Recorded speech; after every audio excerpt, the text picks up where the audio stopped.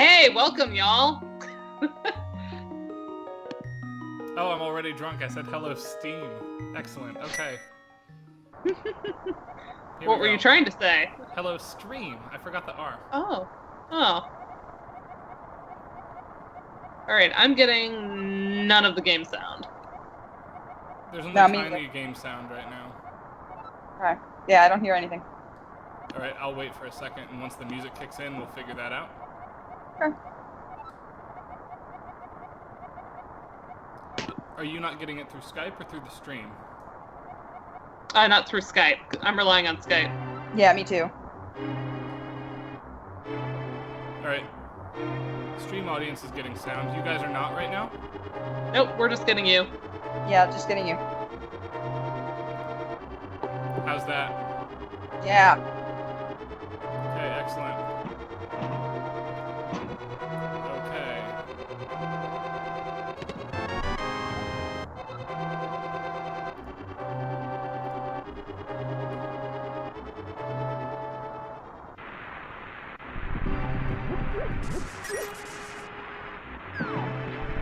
All right. Do we want to maybe turn down the game sound just a little bit? Yeah, can do that. Yeah.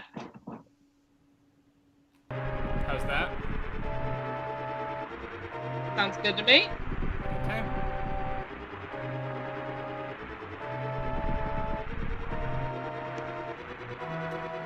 Cool. So this is Link to the Past. This particular progression always feels like it's rising. It reminds me of a certain part of Mario 64, though less extreme, where if you try to ascend the infinite staircase without 70 stars, it plays this mathematical sequence of pitches that always sounds like it's moving upwards. And this feels like a slower version of that to me. There's a name, there's a science name for that. It's like your music and physics class name, and I forget what it is. Some intrepid person will have to look up Super Mario 64 stairs scale, and it'll come up.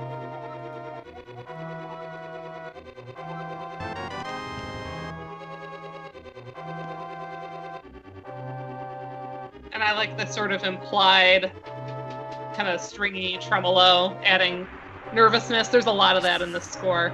Yeah. By the way, for the sake of time, I'm skipping a lot of treasure chests. If you see me walk by one, assume it has either money or a map.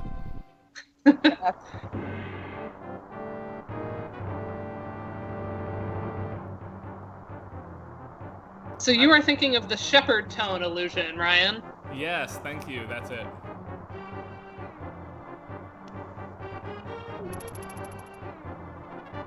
I've always liked the brass of this particular track on the Super Nintendo.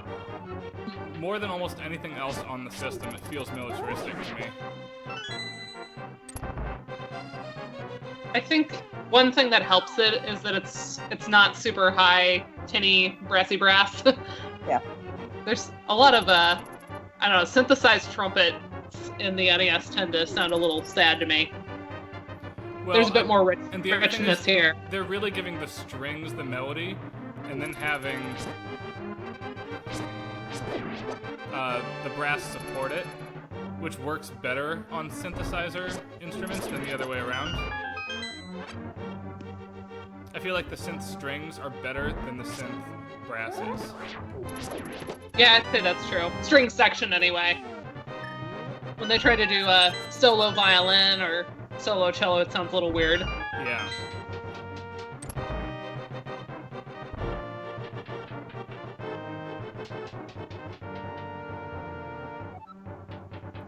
One thing I really appreciate about this cue is the way it loops back into the rest of the, well, the beginning of the loop. It's so seamless. Yeah, it's a really nice cut.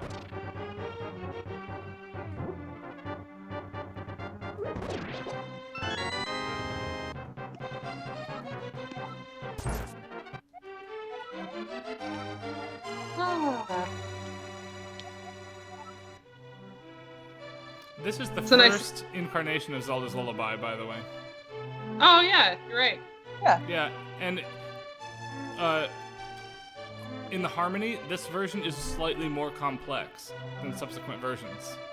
Mm-hmm. There's an extra 7th chord right here.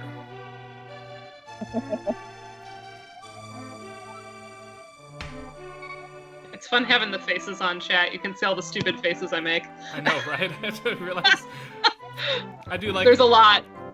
I think that I'm like my 5-year-old when I play, and I have to concentrate really hard. Like, I'm gonna bite my lip and, like, stick my tongue out a little bit like a little boy. We'll see here. We'll let you know. I am sure that you will. Yeah, there won't be any making fun of you at all. Yeah, no, none of that. That's unacceptable.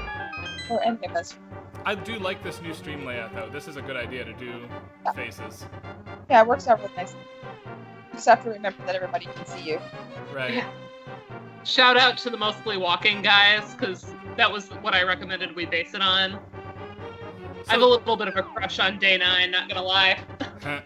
The soldiers here that I'm mostly running past, the AI for them is actually super advanced for a Super Nintendo game. When they look left and right, they will actually notice you as if it's Metal Gear Solid, and they only notice you if you come within their line of sight. See?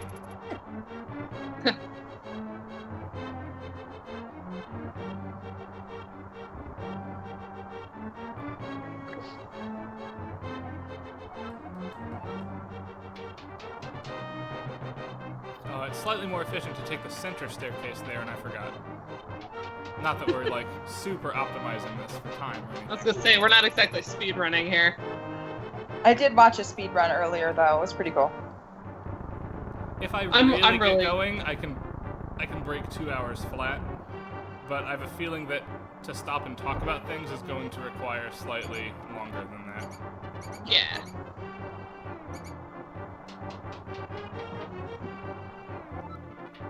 There's only so much of this particular cue you want, though.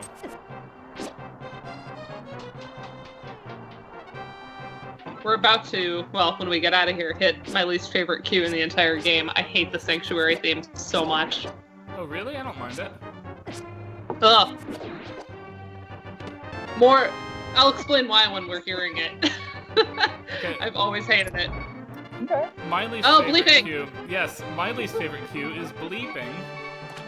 And did you know that there was a study done by, it was a group of people, but it's referenced in Scott Lipscomb and Sue Lin Tan's Psychology of Music and Multimedia book.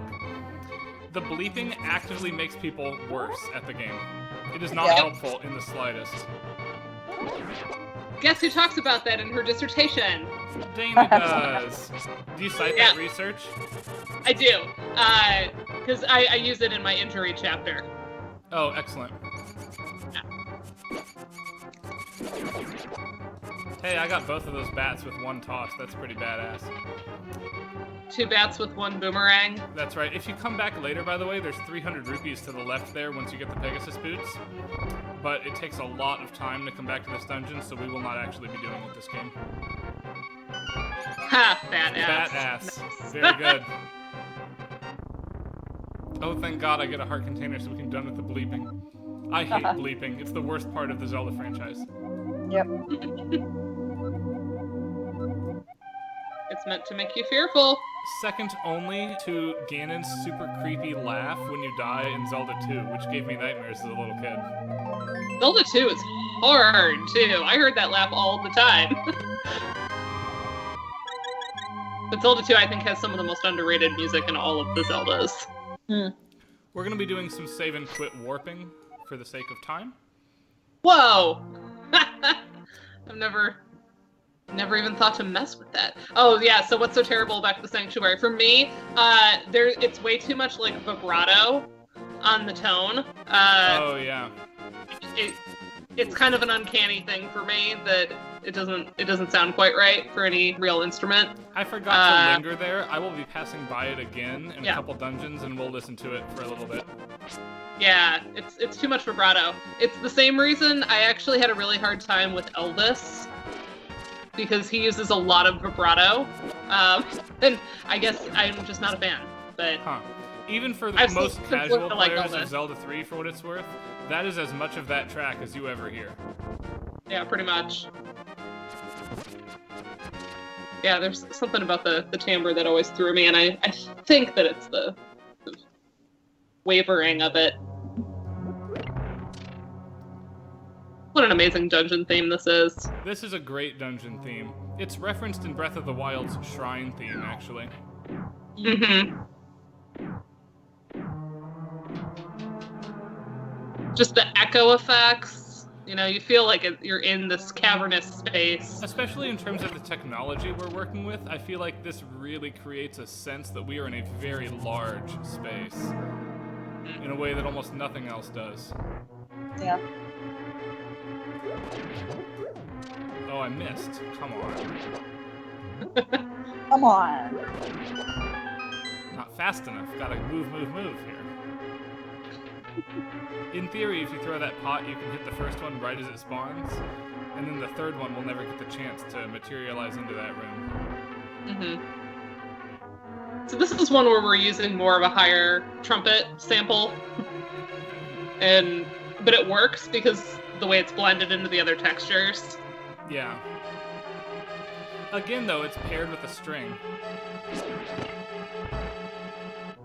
Yeah, exactly.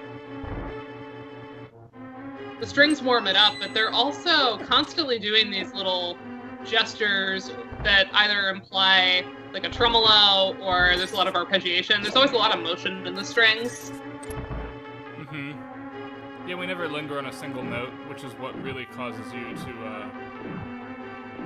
realize that there are issues with it.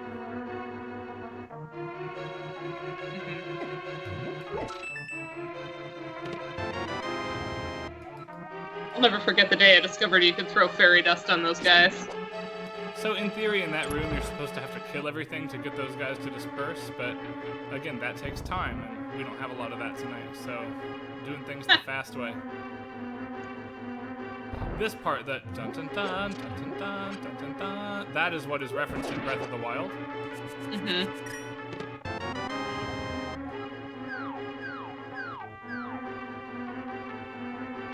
And they throw their heads at you. Yeah, we're gonna quickly dodge down here and heal.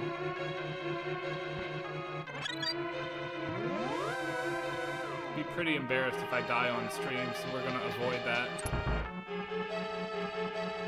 We've done it before. Remember that one time that I played? In Final Fantasy VI, we've definitely done it before. Of course, that was because you and I have fundamentally different play styles, and I'm used to being over-leveled, right. And so it was like right out the gate. I died in my first random encounter. This summer, I'm going to stream my charity playthrough of Final Fantasy V, and you'll see exactly how fast that game can be done. That'll be cool. I hope I get a good roll.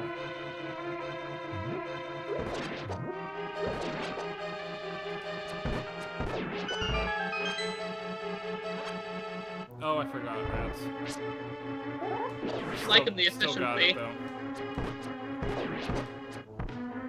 Ah.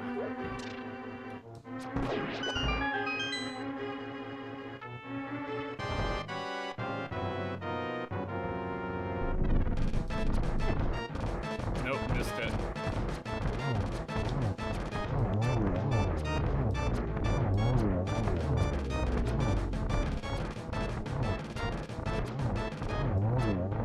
Such a simple theme. It's all just moving in half steps.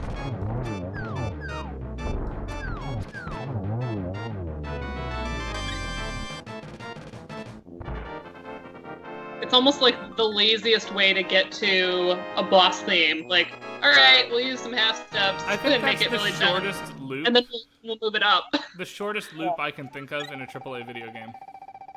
Yeah. It's pretty short. I mean, other than the little fanfare things. Yeah.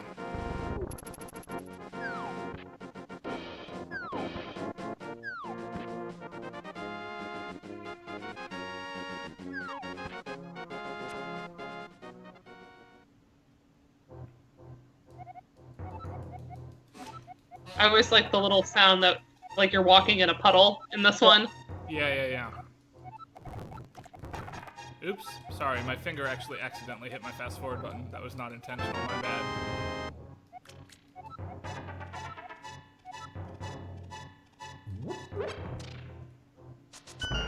And then the low, like, timpani going on in here. I think that this theme plays too much of the time. I feel That's true. Like Sahasrara's cave should be a friendly place, and that is clearly Yeah. not a friendly place. Yeah.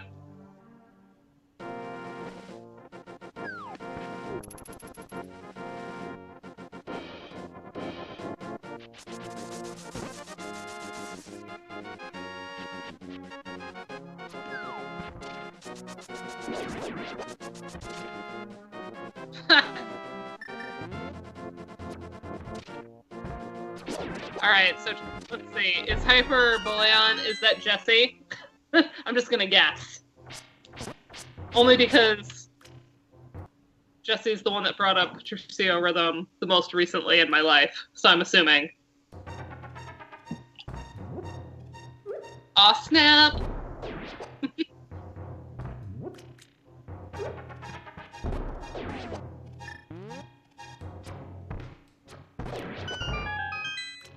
Good enough.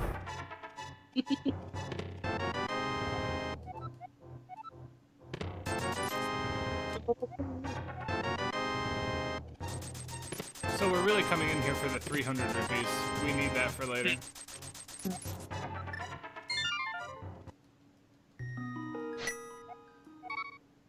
It's all going so fast. Alright, so now I have to walk for a minute. Let's talk about this overworld theme.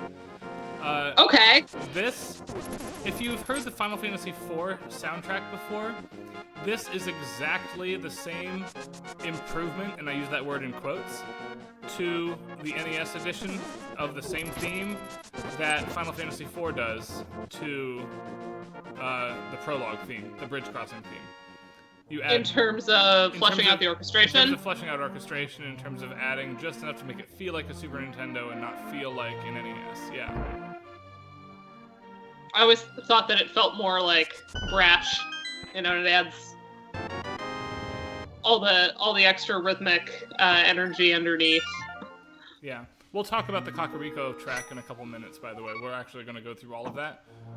Okay. That track, but wait until we actually do all of the town. Yeah, see, I have no idea what order to expect here, so as we get to certain tracks here, you just let us know when we can linger. Okay. Sorry, I am trying really hard to get it done in 2 hours. And that Yeah, requires cool. that we move. Yep. Yeah.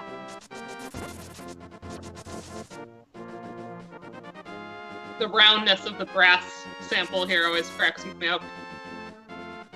It's like you picture a tuba player with like really big cheeks. For sure. Ah, come on.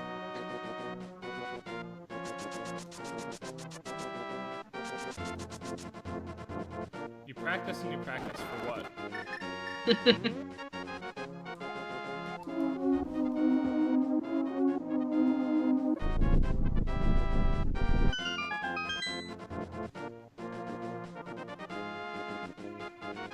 Yeah, but both this overworld theme and the Final Fantasy IV bridge crossing theme are rendered very militaristic by the synthesized brass trumpet, and the original on the NES does not feel that way. In either Yeah, case. Yeah, it feels adventurous, but not militaristic. And I think it's because of the trumpet sample. Like, we associate the trumpet with military fanfare so strongly. Yeah, totally.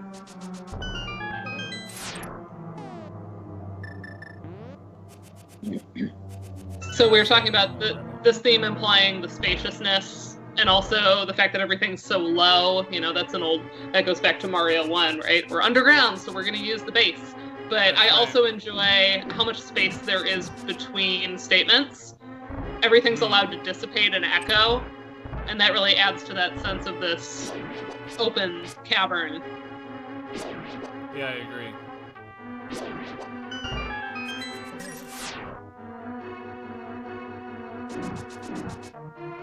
This is also something that is so clearly, okay, we're not in Kansas anymore, we're not on the NES anymore, is the idea of sustaining notes for a very long time and not having to have so much textural rhythmic density all the time. Yeah. Because this is just two voices right now, right? The bass and the strings? Maybe with an echo on the Essentially. strings? Mm-hmm. Yeah. And then we add in this little melody over top.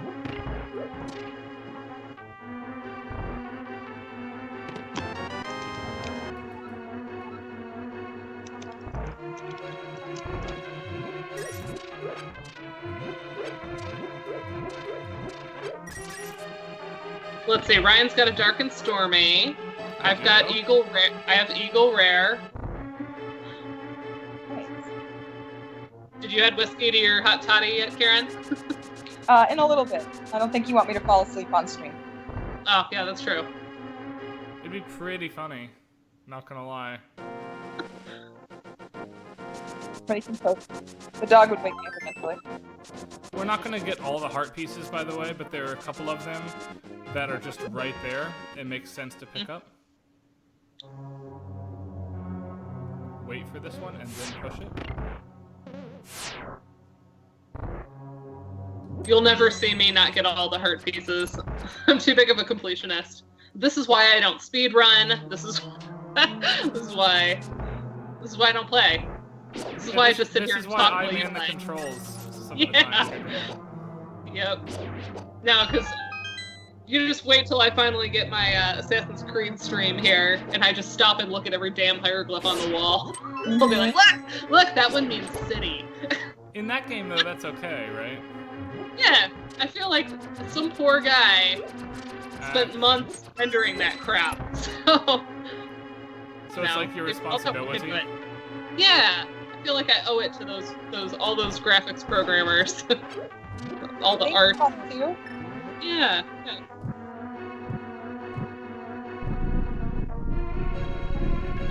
Yeah, this is mine, stream. My Dark and Stormy. Almost gone. I'll refill it during the victory thing of this next boss. For now, though, we must press forward. Ooh. Wine and ice cream. So say it's Kate. Wine and ice cream. Nice. I missed. Kind of wine. What kind of ice cream? It's important.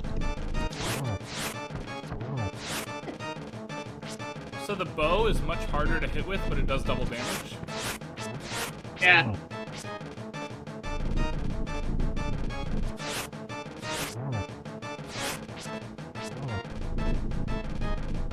I love the sound of a boss getting hit. That womp, womp. Ooh. Yeah, love that.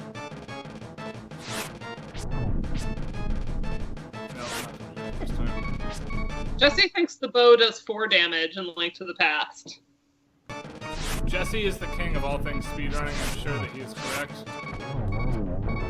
But either way, it's more efficient. That's why I'm trying to use the bow, yeah.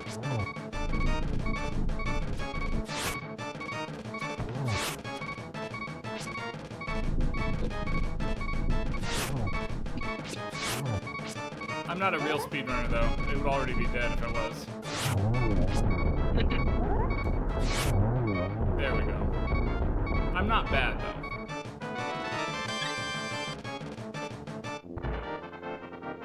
Speedrunning is just one of the things I appreciate from afar. I have no desire to do that myself. I will say this morning when I was practicing, P.S. you can tell I'm unemployed this semester because I have time to, practice on my stream. I did get 2 arrows in both of the left and right Landmolas on the first try, which felt pretty damn badass. If only you had recorded it. I know, right? Oh, so we're starting from the Sanctuary. Let's give that annoying tune a listen here. I've always liked this track because the voice samples are so bad that it approaches sounding like a Wurlitzer organ instead. That's always what I assumed it was. Yeah. I think the progression is very creepy for a church, though. Like, this is not a nice priest, right? Right. This is not a chant sample. No, I don't know what this is supposed to be. I don't know. I almost get like a little hit of Messiaen off of it. I could buy that. But the wrong timbre. The timbre is still what freaks me out. Ah. Little bizarre. It's wobbly. Like, what's the Apparition de l'Église Éternelle by Messiaen? That piece freaked me out in undergrad when I had to listen to it in Music History 3. It's like, what is going on here? I hate it. Now I love it, but at the time I thought it was the weirdest thing I'd ever heard. I'm sure Jesse knows, by the way, it's technically faster to do the fake flippers glitch and approach this from the opposite direction. I'm not good at that glitch, so we're not doing it.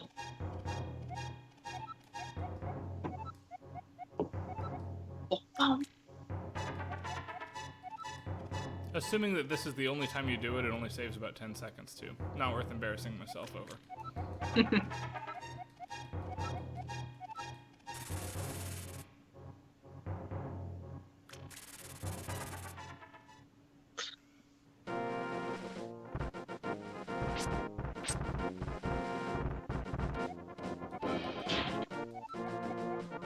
Yeah, something about that, like, wet feet in a puddle sound in there. I love that. It's so evocative and yet kind of a strange choice. Okay, up here we're going to have to pause for a minute when I normally would not pause, because this is going to be our only opportunity, really, to hear this music.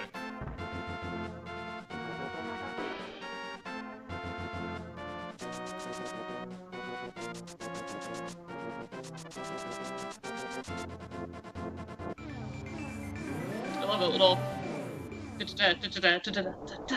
So good. Oh, by the way, thanks have for the new, things for to play. you got taking the new setup. I have the book, and We're the digging mirror, it too. and I have the bow, and I have the Pegasus boots and the glove. Check that out. Alright. I'm bad at updating that.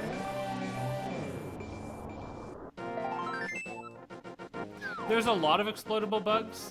Some history, Jesse. I'm old enough that I was around when they discovered and when the route was to use the bug that I'm going to be using today, and I've never updated my strategy, so that's why we're running the route that I'm going to be running today.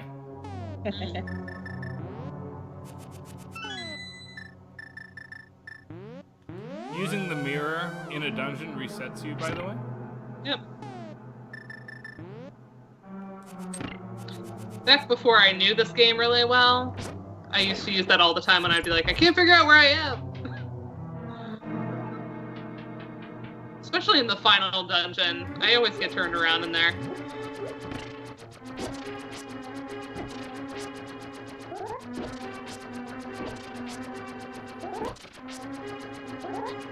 You notice how this is the same sound as when you hit the chickens with your sword? Yes. I will say, I missed Link's Awakening. Hold on, I gotta save state in case I mess it up. If you just sit with your shield out in Link's Awakening, you'll block all of this type of stuff. Here, you must hold your sword out the entire time, and it is slightly harder. It's interesting, like, what made them think... I mean, obviously they're reusing a sound effect, but, you know, I guess a clay tile shattering sounds a little bit like a clock. I guess a tiny bit. Jesse, I'm 33, if that helps.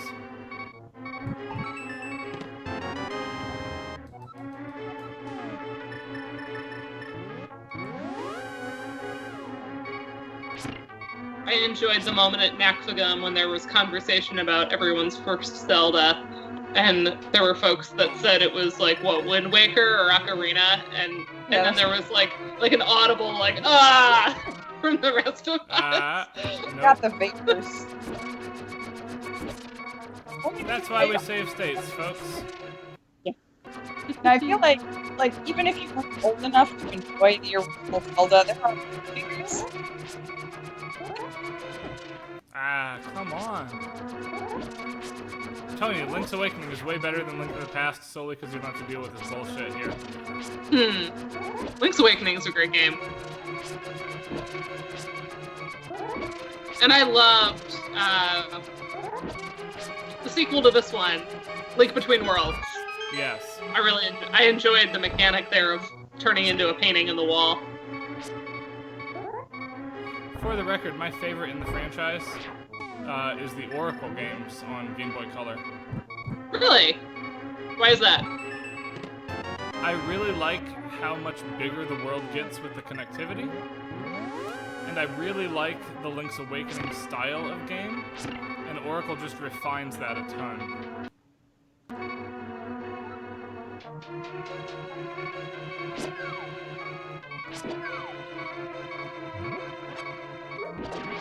When you get a sec, Ryan, it looks like we need to turn Karen up a little bit. Yep. That has to be on Karen's end of things. I can't control my volume relative to you or Karen on Skype. I don't have any settings turned down. Just loud.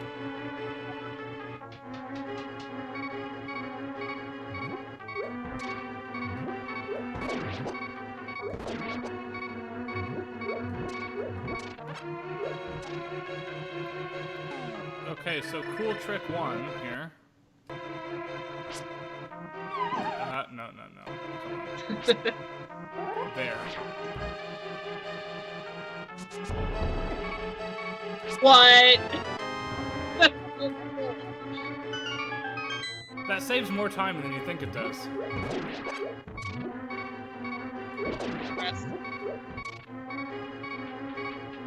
You've been playing with this one heart for a while.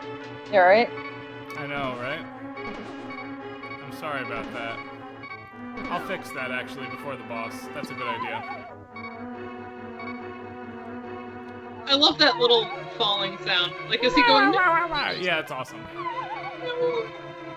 And it keeps happening.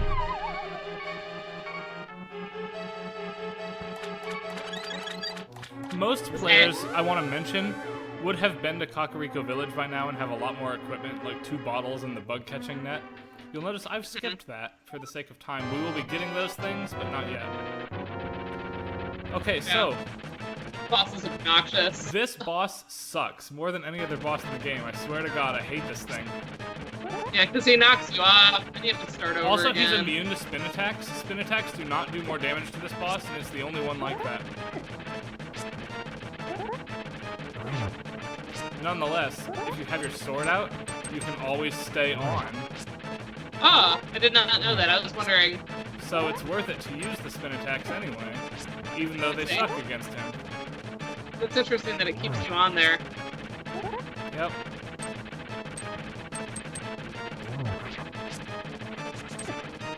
So I was gonna say, when you warp out of the little fairy dungeon, I guess we'll call it, that sound I associate much more so with Aghanim and like warping the women out.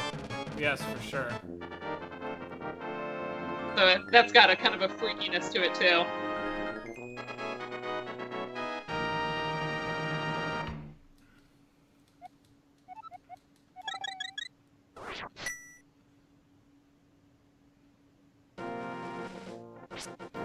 Okay, so this is gonna be the first really cool thing we do that kind of breaks the game.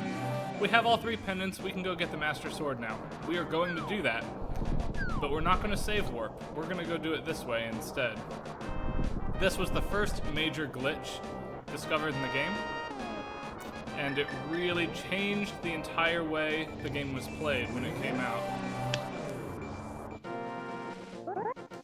Ooh. I'm 1 pixel too far, it's gonna warp me back. Yep.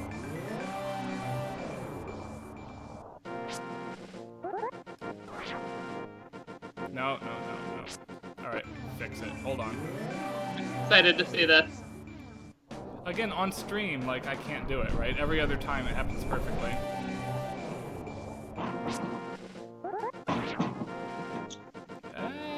Maybe. I don't think so, though.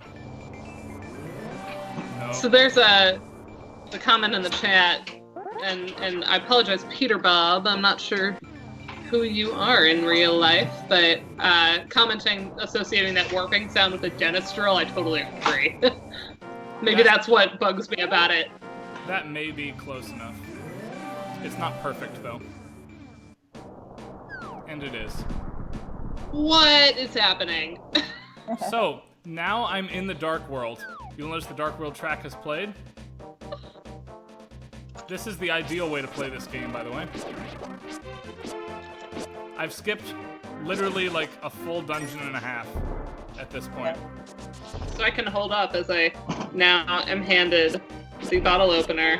This is the crafted meadery lemon meringue pie. So we'll see how it is. That sounds amazing.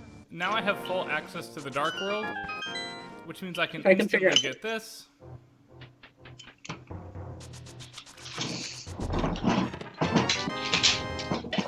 Aha, got it.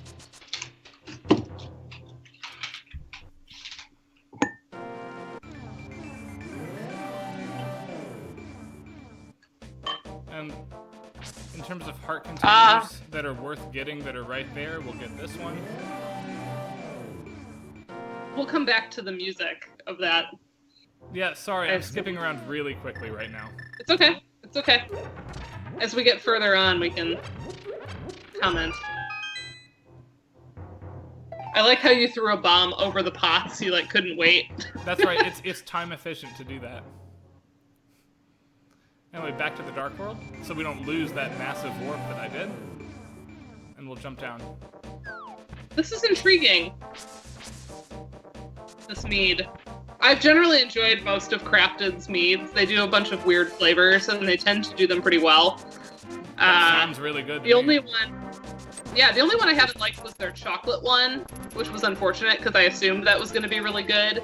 Yeah. It was very disappointing. My favorite one that they've done so far is called Baklava to the Future because it's got like the cinnamon and spice in it. It's very good. You've had me try that before, and it was excellent. It is excellent. I'm digging this though. I'm a big lemon fan, and I think it plays nice. It makes it kind of a lighter mead.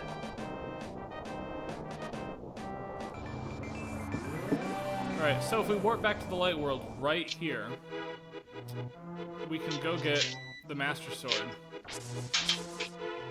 At a convenient oh spot. my god, you skipped the mushroom. The witch needs that mushroom, Ryan. We're gonna get it on the way back. It's Okay. it's technically time efficient to get the Master Sword first, so I'm told. Oh, okay. This is one of the big tracks in gaming, though. I'm gonna give us just a second before we hear it, because this, if you're old enough to be older than Ocarina of Time, like this is the moment in gaming that will make you a gamer. Everybody remembers this moment, pulling out the Master Sword.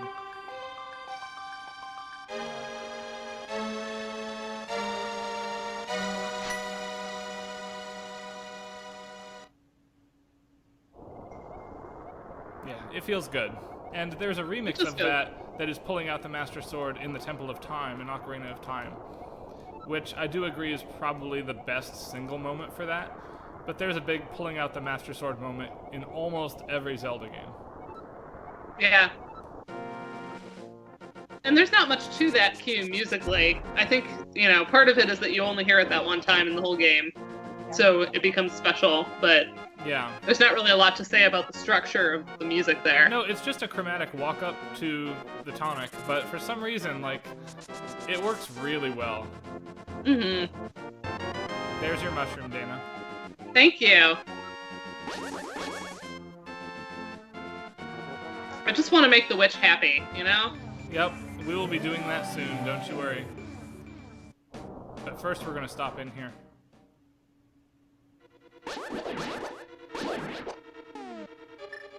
So now we get to talk about this dungeon theme for a hot second.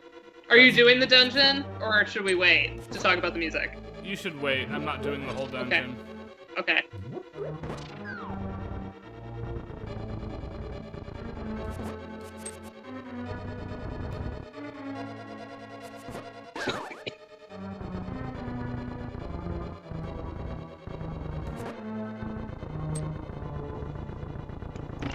I do like this dungeon theme a lot, though.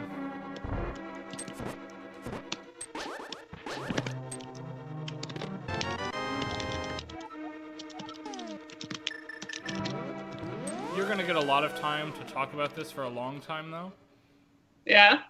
And That's good, it's one of my faves. just not now. I'm being tricky instead.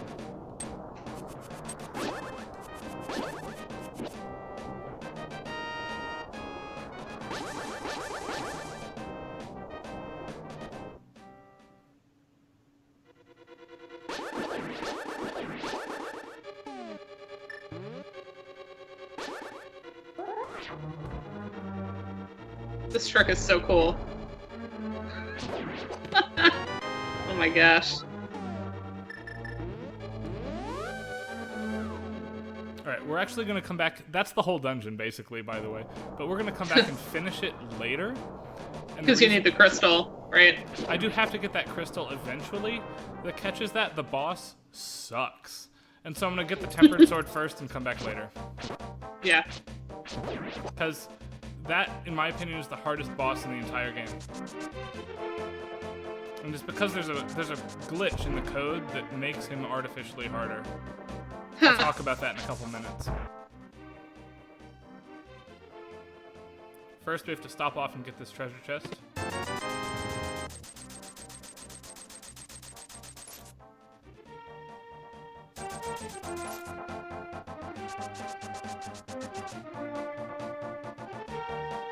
This Dark World theme is super awesome, by the way. Yeah. Are we staying here for a hot second? For long enough. Go ahead. And now I just don't want to interrupt it. It's so good. This, to me, is like the basis for all of video gaming's minor mode adventure themes. Yes. This is why we have minor mode adventure themes in gaming. We are. I mean, it's doing a lot of the same things that we hear in the overworld theme in terms of the motor rhythms happening underneath with the brass. Yeah.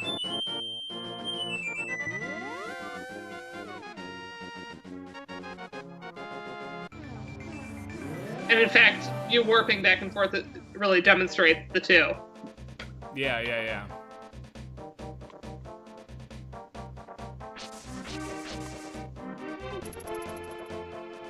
Slightly more active percussion, but in general, the texture is mirrored, almost exactly. It's just minor versus major. Yep. I wish we could get this fence, but that's it for the Dark World for now. We'll be in it longer we'll later. Come back to it. I've got to get back to town, and you can't cross this without the Titan's mitts in the Dark World. So, if you want to talk about the town theme, this is our visit to town. Okay, well. I argued in my own dissertation that all JRPG town themes, and for the sake of argument, I'm going to count this as, musically speaking, a JRPG. Okay. Town themes are almost all very, very simple harmonically. They're safe. You don't go anywhere. You might hit dominant if you're lucky, but there's a lot of tonic and not much else. Mm-hmm. Yeah, it's kind of like folky in that simplicity.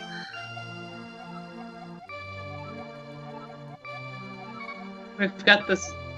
But one thing I noticed about this one that I don't hear in a lot of other JRPG town themes is that echo effect is still here. Yeah, it is. I always love that the town theme keeps playing underneath this melody, and it only happens at this moment.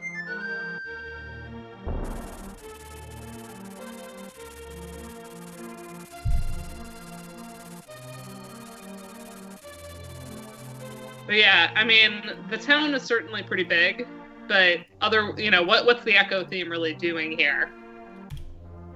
Right. The echo effect on all of these channels.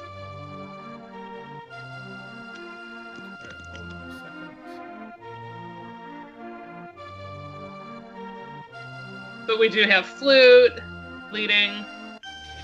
Alright. Sorry, everybody. I had to check and see what I'm doing now. Got some bells. So now the flute, which I'm not supposed to have for probably another hour and a half or so, lets me warp wherever I want, including, importantly, dropping off the mushroom for the witch. Yay! Efficiency! If you leave that screen and come back right away, there's 0 wait time on getting the magic powder, which is the result of the mushroom.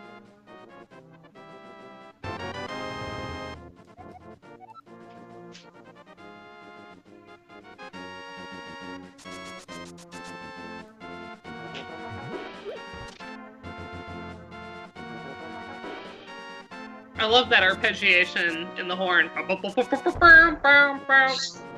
That's from the original NES version, by the way. That arpeggio exists there. Yeah, Yep. but different orchestration. That's right. It's actually far more prominent on the Japanese original than it is in the NES game.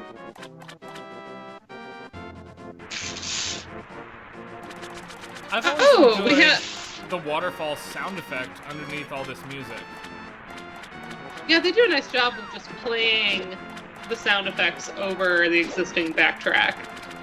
Which This is I think one of the things that is strongly differential from the NES, where you'd have lost an instrument to get that effect on the Nintendo. Right, we're really exploiting it here, and it makes the world feel very real. That's right, and relative volumes, like obviously the waterfall sound is softer than the brass right now. That wasn't a thing on the NES either. Yeah. Yeah, so we have Elizabeth with us. I recognize Brohanus Jams. Or is it Jams? Brohanus Jams. And we have Pete with us. Welcome. That might be rushing water. I just associate it with waterfall because this is the only place where you jump down waterfalls. I was gonna say, but kind of both. Either and both.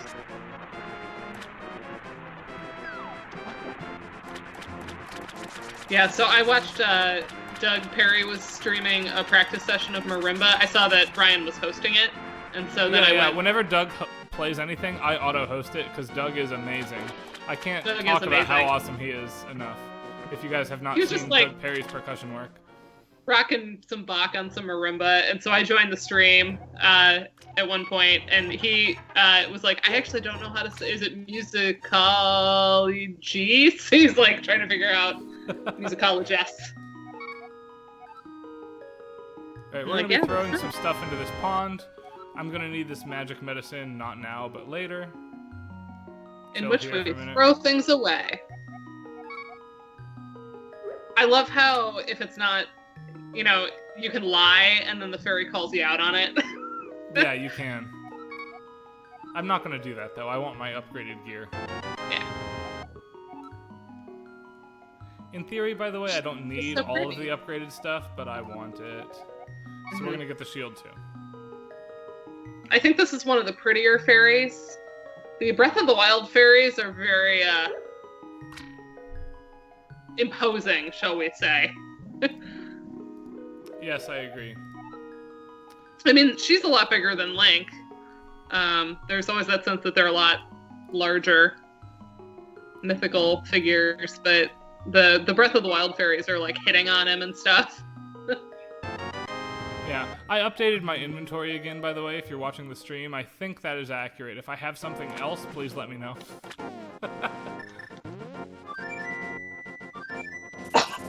The big reason, by the way, to do that Death Mountain skip, which we will be doing again in just one moment, is that I don't have to save Princess Zelda. We never see her get taken by Agnehem into the Dark World.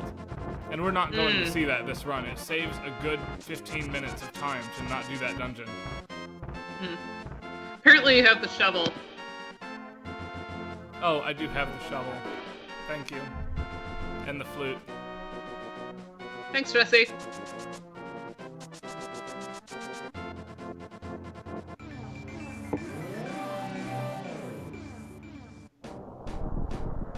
Oh, I love the Dark World Death Mountain. I also have the boomerang, by the way, but the interface I'm using is designed for speedrunners, and speedrunners don't care about it, so it's not there. Even in the roguelike version, like, the boomerang does not unlock content, so it's not on the list. Every other item unlocks something. Oh, wait a minute, before I do this, I forgot why I came here in the first place. Oops. Hold on, we're gonna go fast.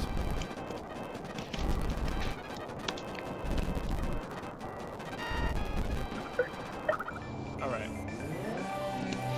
So, before we jump down the mountain, we have to go up the mountain. That's why it's time efficient to come here. Gotta go here.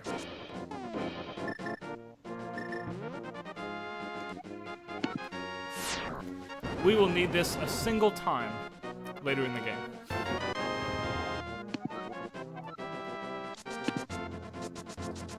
And it's super cool, so I like the medallions a lot. I abuse the medallions. I will use, I forgot to hit the Dark World first. I will use the Quake medallion a couple times. Hold on, I'm gonna fast forward up here too. This is a huge walk. Okay. They're just fun. The Quake medallion is really, really good in Ice Island. You'll see me use it there. On at least one screen, probably two screens.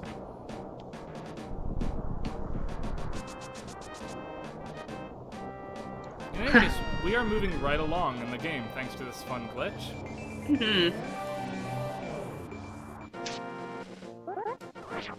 That is the position, by the way. It'll work. It's interesting that Elizabeth is saying, you know, I'm so used to Link Between Worlds, I'd forgotten all these little details of difference.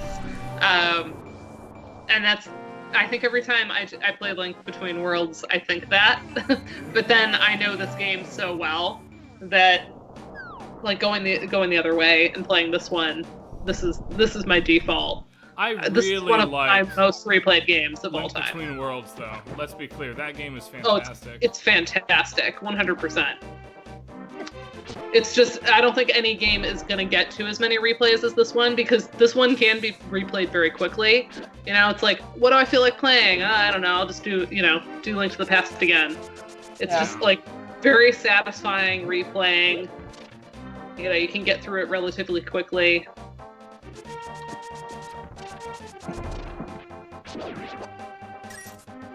Yeah, sorry about... we gotta fix this, though. That looks horrible. Hold on.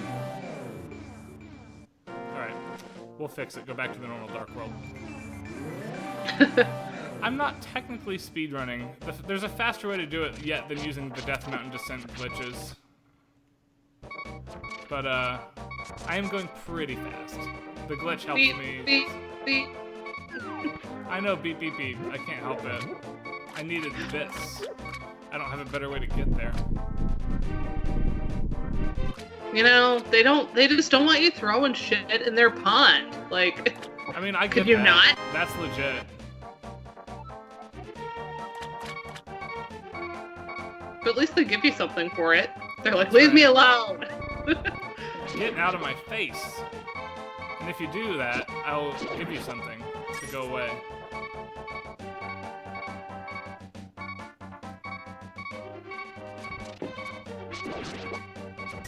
Okay, stream friends, we have a huge problem. I'm out of my drink. I'm gonna fix that during the next boss victory session here.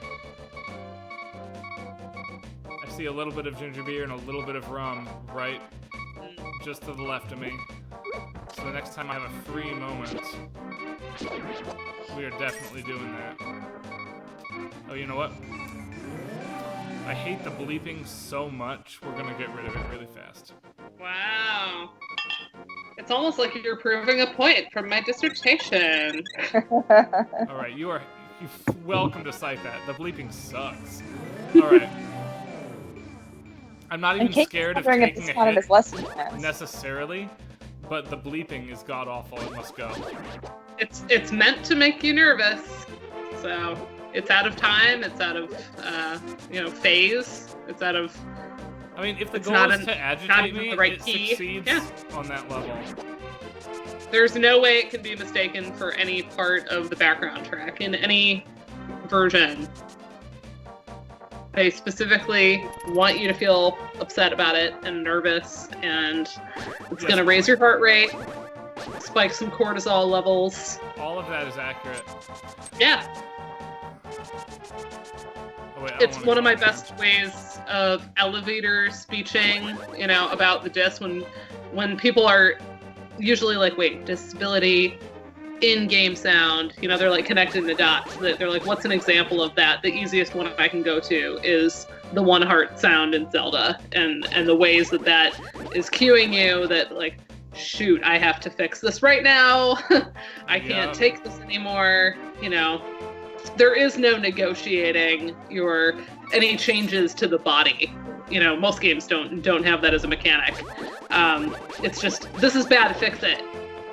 there isn't. Oh, I have to figure out like a new way of being in the world. Yeah. And I think that done well, that would be a really fascinating mechanic in a game. So, some trivia. If either of those two little hoppy plant things hit you while Kiki the monkey is with you, he will leave you and you must pay again.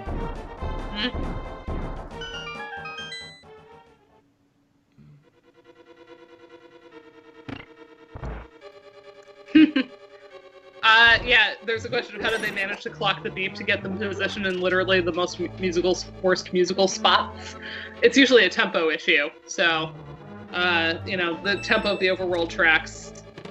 I mean, I haven't clocked, actually, the BPM in this game. Hey, Dana, what do you want to say about the Dark World dungeon music? We're going to be here quite some time. I don't know, I'm still thinking about bleeping. Yeah, I was just gonna say, it's specifically that, like, things are close in tempo, but they're not quite lining up, and so, like, occasionally it will line up with a beat, but most of the time it doesn't. And it depends what track you're on when you're down to one heart, but in general, there is nothing else that is exactly the same tempo as the Bleeping Heart track. So it won't line up. But even if it does line up, it's almost never fitting in the key of whatever we're in.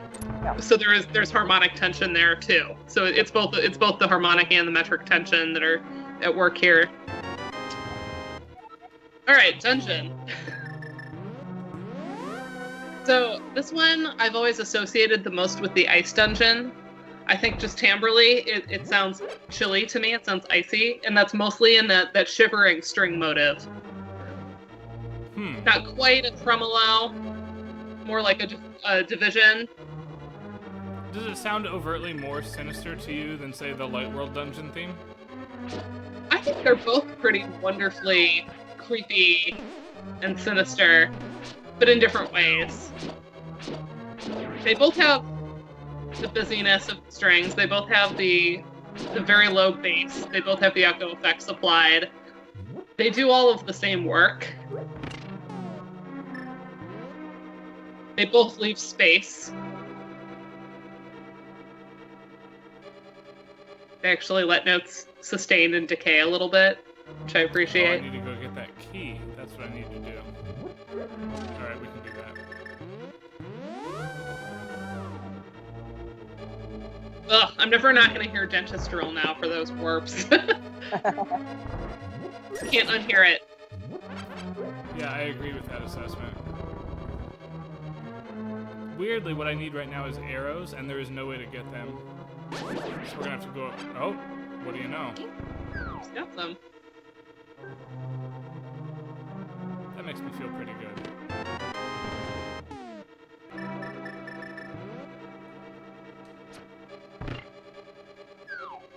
Elizabeth says, bleeping doesn't make me nervous, just absolutely out of my mind with rage.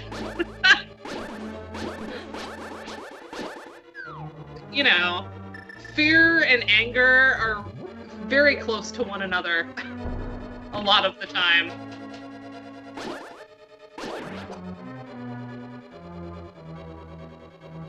There's kind of along the same spectrum of affect here.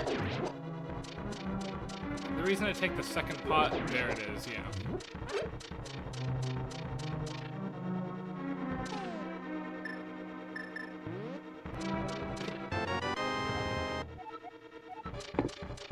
Oops, I thought there'd be a key in there. Is there a key here, maybe? Can you fairy dust just one of those suckers for me? It would make me so happy. No problem. Turns them into a fairy. I love it. Are they anti-fairies? Isn't that what they're called? That is what they're called, yeah. See, I didn't know that for a very long time, and then when I found out that I could sprinkle the fairy dust on them, I was really excited. I see. It's like you're setting them free.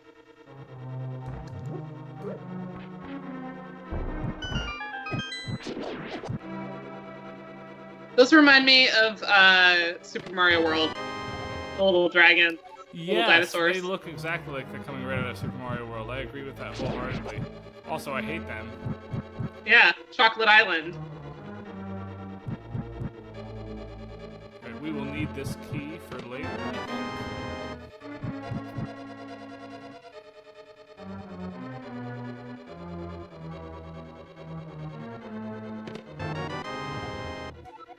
Oh, yes, sorry. There was a second tiny Helmosaur on the walkway. In theory, you don't have to take that second pot there. You can just be awesome. But I don't trust myself. I am not awesome. And so I always take the second pot to make sure I can just throw it at the Helmosaur, thereby providing me a guaranteed way to defeat it and get by it. Just to answer Jesse's question for the chest opening lick, I hear it as a triplet. I don't hear it. Da, da, da, da. I hear it as triplet landing on one, Right, like a pickup. now, I don't use that key there. Oh, right, I warp. Sorry, folks. Like I hear what you're getting at there, but I hear it as like a pickup triplet to beat one. Ba ba ba ba. So, Jesse, it's funny you mention it as Vanilla Hammer. I've actually played far more of Randomizer than I have any other version of this game in recent times. And so, like, I'm not used to finding it here. What's Vanilla Hammer mean? And should I get mad? It means that Jesse and I both often play or watch the Randomizer version of this game where every single treasure chest has a different item. So, like, you could open the lamp treasure chest and find the golden sword. And so we're not accustomed to having to go get the hammer here. Often we find it in Kakariko Village or some other location. I see.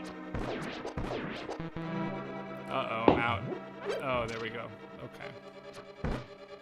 Okay. So we're implying vanilla as in it's exactly where you expect it to be? Yes, as in normal. Not boring. Correct.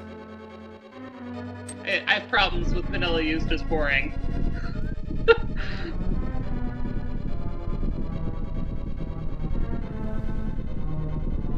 Yeah, if you search for LttP randomizer, you can turn this game into a roguelike where every single treasure chest in the game has had its contents rearranged at a completely random order that you will not know, and it becomes a mystery to find out. It's outrageous amounts of fun, actually.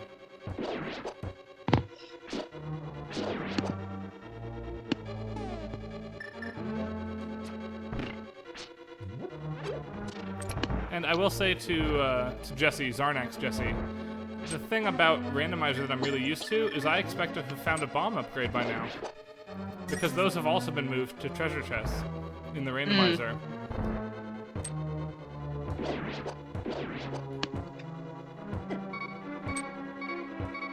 Oh, come on.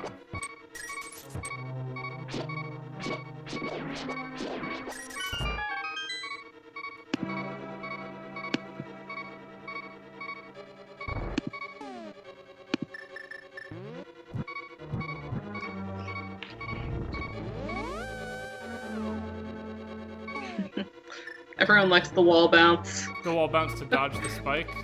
Yeah. It's pretty awesome. So, bad news bears, this is a really hard boss fight, and I can take no Especially with hits. one heart. You don't have a fairy, right? No, no fairy right now. Oh, dang. 1, 2, 3, it's 8. 4, 5, 6, 7, we're gonna wait. 8, okay. Wow.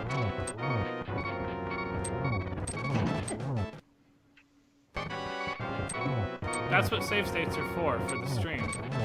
Yeah. Oh, hey, Doug. Doug showed up. Excellent, hi Doug. I am sucking right now.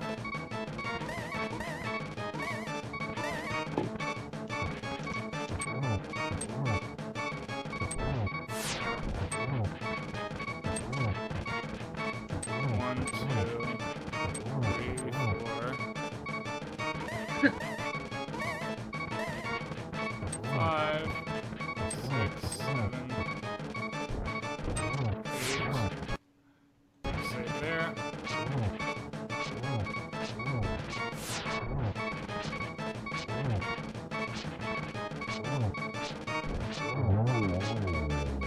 Yay! I like the little running around a circle. It's like a dog that's like happy running around. I am pretty happy with that. Oh wait, I get to get booze now. That's what I get as a reward. Hold on. We'll just sit here and amuse everybody while you get more booze. Yes, that's the plan. Thank you. So Karen, you have Yeah. any good jokes? What now? Have any good jokes? Do I have any good jokes? What would I say on the street? About knowing my audience. So,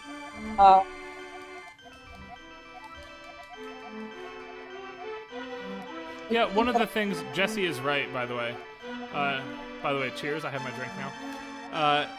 There is not a lot of new music left. Each dungeon has the same music.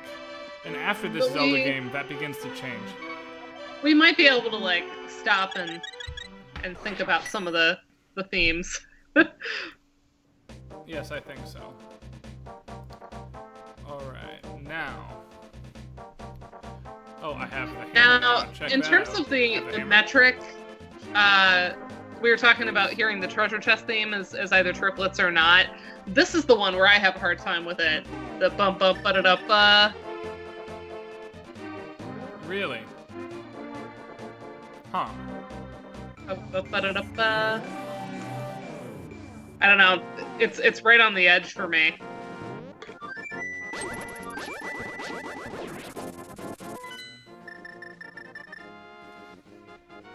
There's not really a reason to do this now, by the way, but it has to be done at some point. So why not now? Now that I have the hammer, a lot of possibilities open up, and I can do pretty much whatever I want.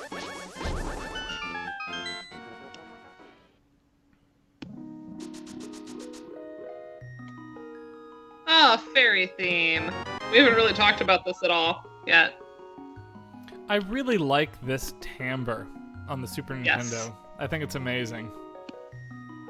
Because we've got harp, we've got some chime effects going here. This one's all about the arpeggiation, and it is in every iteration of the theme, even when it's fully orchestrated. yeah. Some of them just focus on the theme, which is mostly stepwise, but this one brings out the arpeggiation a lot more.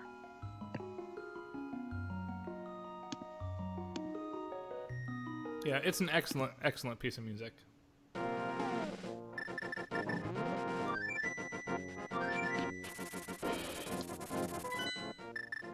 Alright, having the flute lets me do the dungeons in almost any order I want, by the way.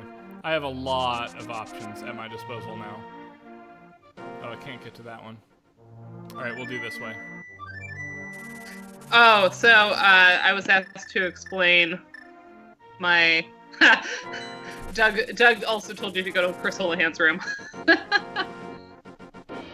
It's a huge pain to go to the Chris Houlihan room, guys. It is a pain. So the reason with the Dark World team I have a little bit of metric irregularity is so it's actually 8th, 8th, 8th, 2/16ths, 8ths, bump, bump, bump, ba-da-da. Wait, no. Bum bum ba-da-dum bum. That's what it is. Yeah, it's a triplet, right? No, it's not a triplet. But it feels like almost like a triplet. It feels maybe-ish like a triplet. Oh, hold on, we can't put it there. And I think it has something to do with accenting. There's like an accent on it that makes me almost hear it as bum bum ba da da ba, bum bum ba da da ba. Huh. Doug, that's an awesome trivia fact, and his name is awesome. It's not him, is it? It's not like the real Chris Houlihan? It says, but it's not his room. Yeah. Okay. Oh, so we're gonna pause my speedrunning style for a minute. There's an awesome trivia fact. You can carry these fish everywhere. If you carry them back to the bazaar in town, you can sell them to like the Arabic-looking man who gives you the bottle. But here, the fish will thank you and give you cash for returning him to the pond. Being an environmentalist. Okay.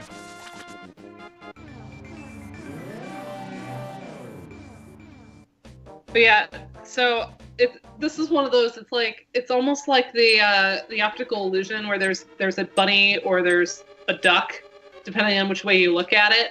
I can hear this rhythm both ways. Right. Leaving the screen screwed me. Hold on. I'm gonna fast forward.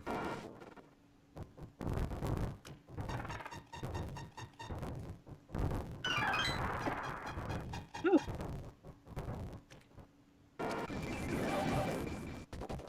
Okay, so back in the Dark World dungeon.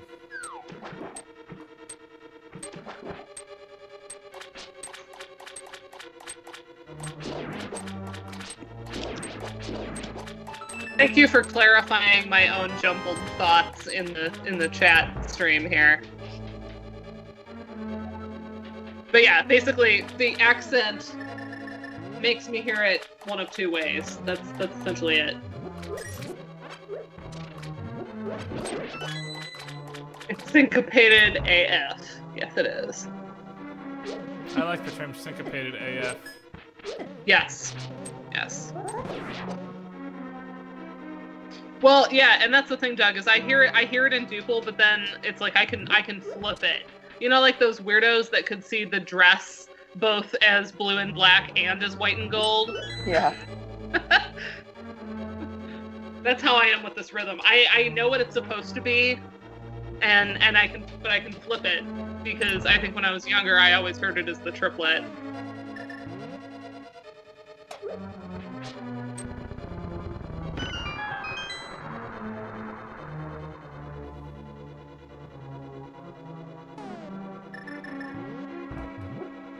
Ugh, I love, again, the echo effects. They all build on each other with this echo effect. I love that. Yeah.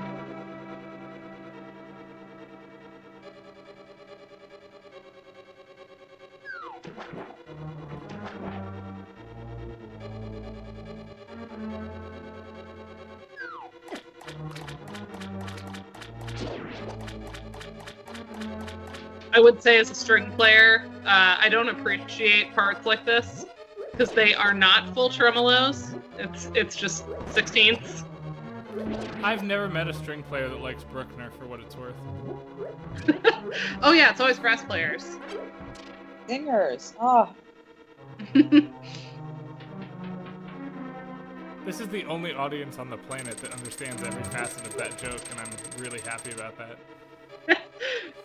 That was one of my favorite moments at Nakfagum when Martin O'Donnell was giving his keynote, and you know he's riffing on Beethoven in that was it McDonald's commercial?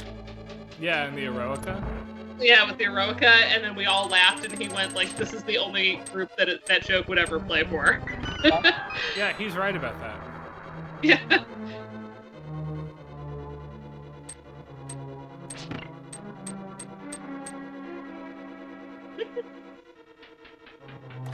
So there was that McSweeney's article about like what your favorite composer says about you, and the Mahler one made me laugh because it was like you cause all the drama, but you insist that you hate drama. Accurate. Yeah.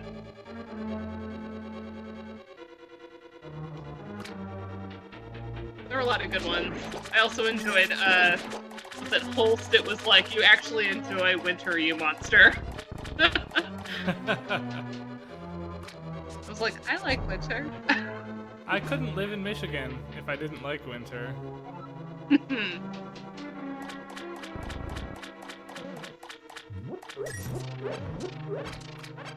Yay, health. Good players don't need it. I'm not good. Oh. Oh, that's not true. Alright.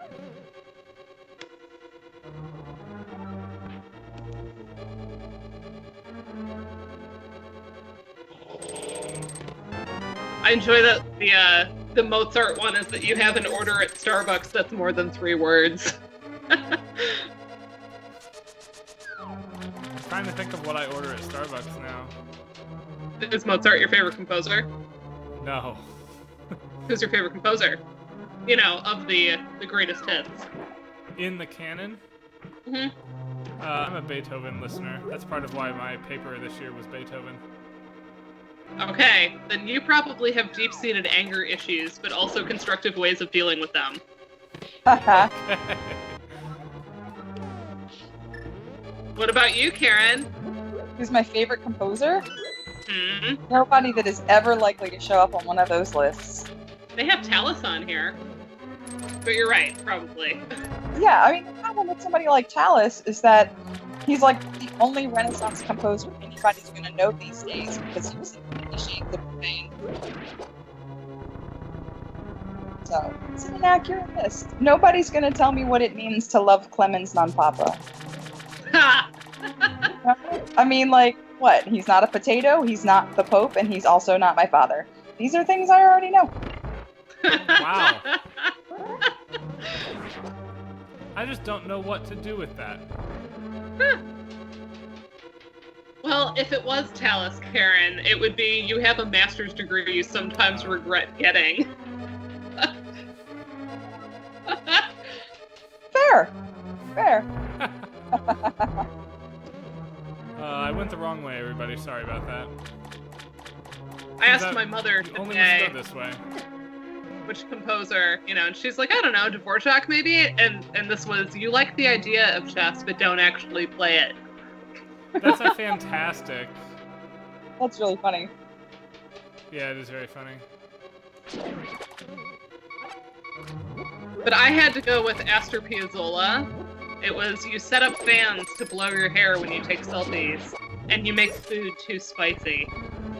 That is me 100%.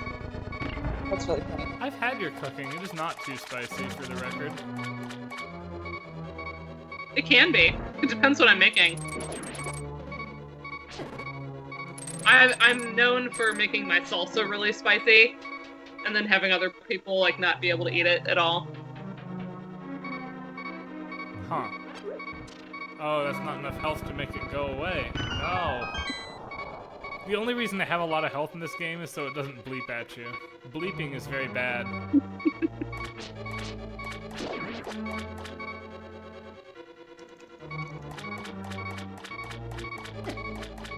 The other one that kind of fits me, Hold on a even though it's not a favorite composer of mine, is Vivaldi. Just because it was, you're forced to play violin as a child and you wrap your Christmas presents obsessively. I do both of those things. I wasn't forced to play violin though, but I certainly played. My kids are gonna have to do piano lessons, like it or not. I think it's a good foundation for any other instrument you want to pick up. Liking it is not the point of piano lessons. I know this firsthand. I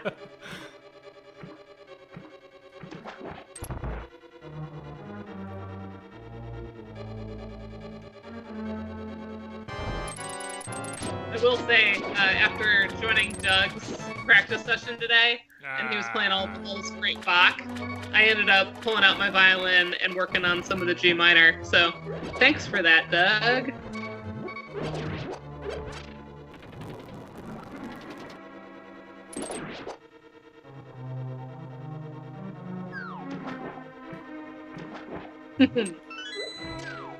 And Doug, now you know it's musicologists. You know, like a duchess. Yeah. That's what the SS is implying.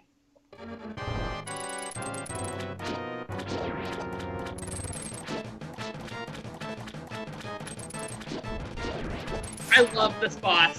This boss is so fun. No, are you crazy?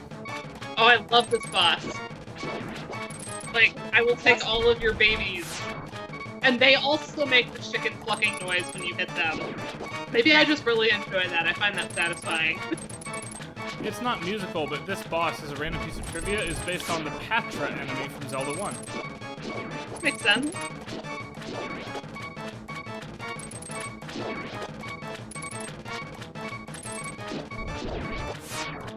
I can Slayer.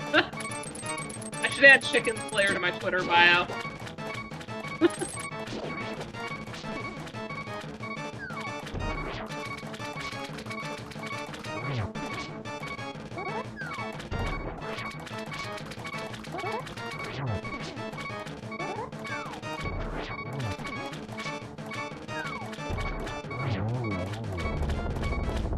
Yay!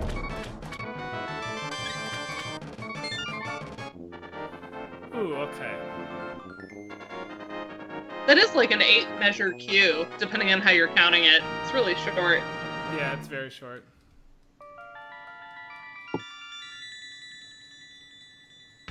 That's interesting. The high end of the brass sample on that stressing us out more than the beeps. I think, yeah, there's some moments where the timbre of the... I mentioned earlier that when they use the low brass, the timbre seems to play a lot nicer, but something about really high synthesized trumpets is kind of stressful. Yeah.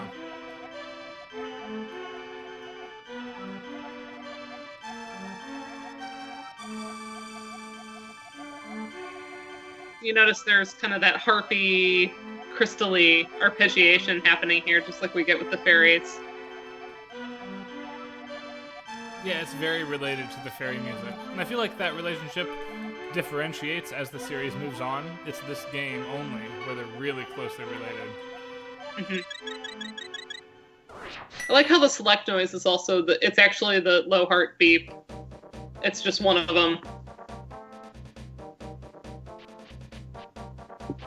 Okay, I need to go get the tempered sword now. Yay! And in fact, even though we have other means of doing it now, because we have the hook shot, we're allowed access there, this is faster. I'm curious.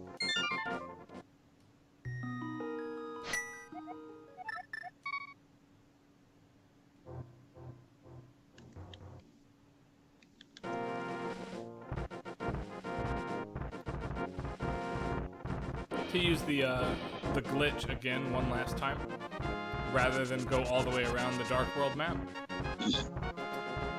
Partly because things in the Dark World will kill me in 3 hits, whereas here I don't care about messing up. Also, there's nothing to mess up here anymore.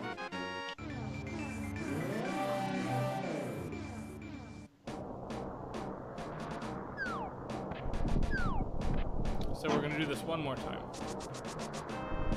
I find it interesting that they don't use the Death Mountain theme from the original game at this moment. They don't use it anywhere except in Breath of the Wild. It's in Zelda 1 and Breath of the Wild only. I know. And when I first got up to the mountain, and it's just like it's a hint of it. It's not the full theme. It's just like a little low piano, bum, bum, bum, bum. I was like, oh my god! I was so excited. Oh my gosh, the cat's gonna come visit. Hi, Molly! Aww. Oh, hello, Molly.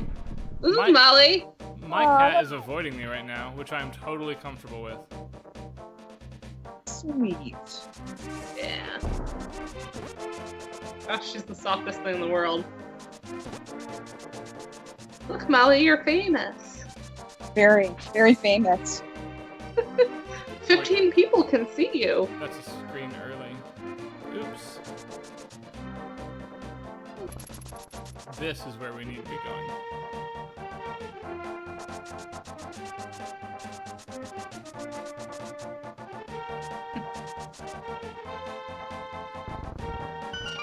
I know, she's a good kitty, right? She's so cute. She's a very good kitty. Much better than my kitty. Man. Gross. My kitty sucks. She's like the most chill cat I've ever met.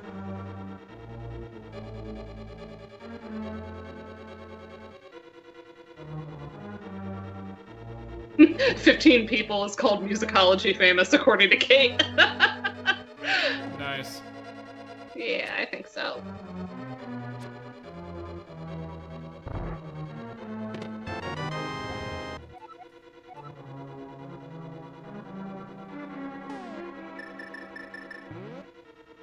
She seems interested in you selecting different items.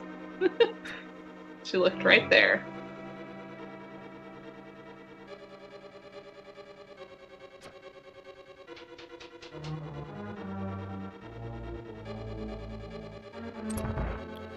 Whew, okay, through the hard part of this dungeon. Christina Mirabilis, hello! We haven't seen you in a while. Ah. Alright, Molly, you can go. Unless you decide to jump right back up here, because it looks like you might.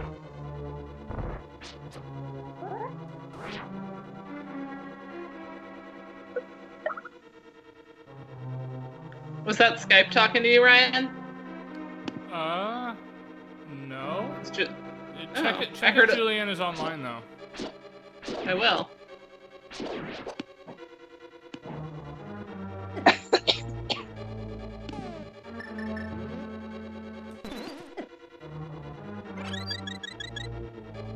Because I would love to get her in on the call for this if she is.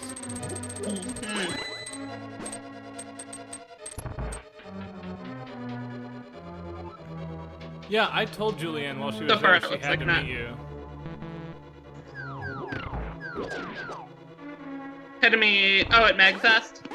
Yeah. I, like Doug, am unreasonably well connected at MagFest. This thing is unbelievable.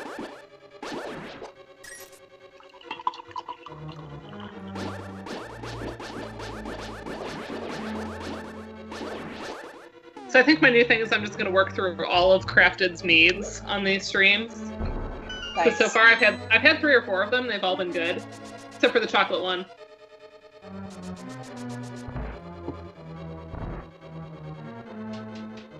I'm all out of drinks for now. That's okay though. I've got to play.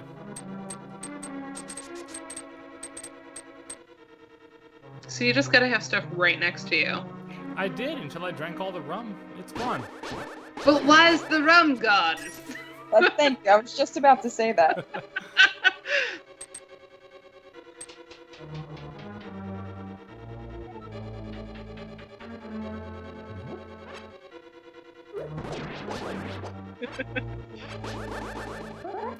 Yeah, I have more alcohols if I would, like, go out and get them, but I'm not going to do that right now. You should just find a really good screen to sit on and let us talk about the music.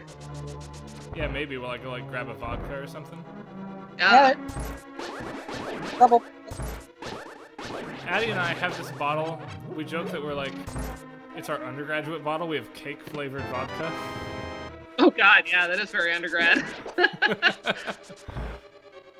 I tend to keep a little bottle of chocolate vodka in the house just for such an occasion. I approve of chocolate vodka. It's an important thing. One of the weirder ones I've had that I actually enjoy, there's a Fruit Loop vodka. And if you put it with, like, you know, almond milk or something, you get like a cereal milk effect, and it's actually kind of good. Like, I hate that I like it. Huh.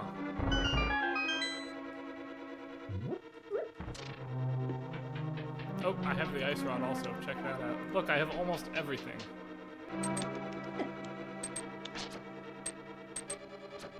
So, fun fact, my car's name is Zelda. Nice. And the reason for that is that on the title, the color was listed as champagne, and so I thought of Zelda Fitzgerald.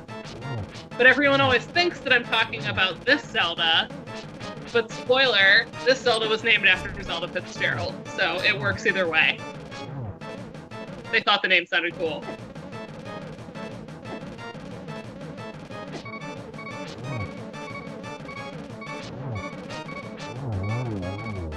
Hey, I didn't have to load anything that boss fight. I feel really good about that. That's a fun one. I love how you reveal that boss. Like, oh yeah, they hate light. So you vomit when the so, light comes in. Christina Mirabilis just mentioned the Stroopwafel liqueur. My favorite thing about my Twitter account is the company that sells that Stroopwafel stuff follows me on Twitter. And for Addie's birthday, since she's not home for another half an hour, I'm totally ordering a boatload of Stroopwafel stuff for her. For her birthday. Love it. If I had them in the house right now, I would be eating a Stroopwafel.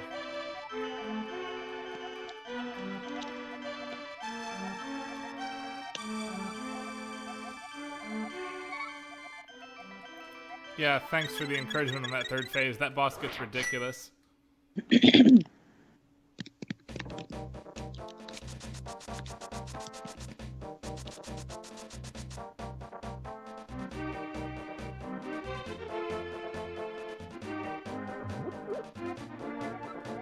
It's the frog. Yep. It's like, take me back. And we will do exactly that. Yay! Is it this one or the other one? It's this one. Okay.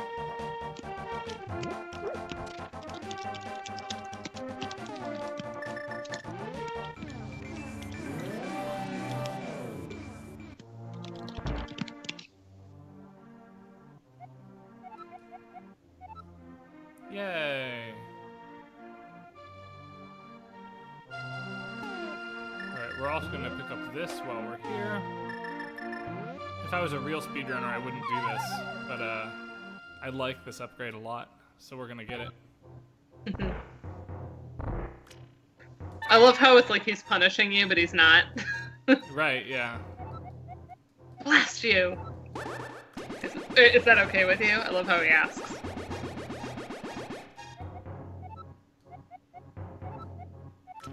So some random trivia I learned from the randomizer. There's actually 2 magic upgrades programmed into the game, but only one made it into the final cut. But without any mods, except for unlocking this content that was dummied out, you can get 1/4 magic as well.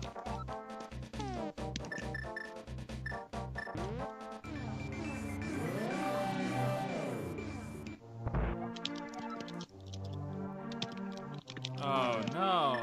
Okay, fine. We can do this. Yeah. I like how we're all like, yeah, the moment that Death Mountain shows up in Breath of the Wild. It's so good! It is so good. I don't think I've ever been that excited. Echoing Jesse in the stream, like, seeing that show up, that was like, I've never been like, oh my god! it's Death Mountain! I was The thing so about excited. Breath of the Wild that really got me is during the assault. Oops, I actually didn't want fast forward there. During the assault on Hyrule Castle, you hear the just a tease of the Windfish's ballad. Mm-hmm. And that's my favorite track from the entire Zelda franchise. Now, for me, it's original Death Mountain. I love it.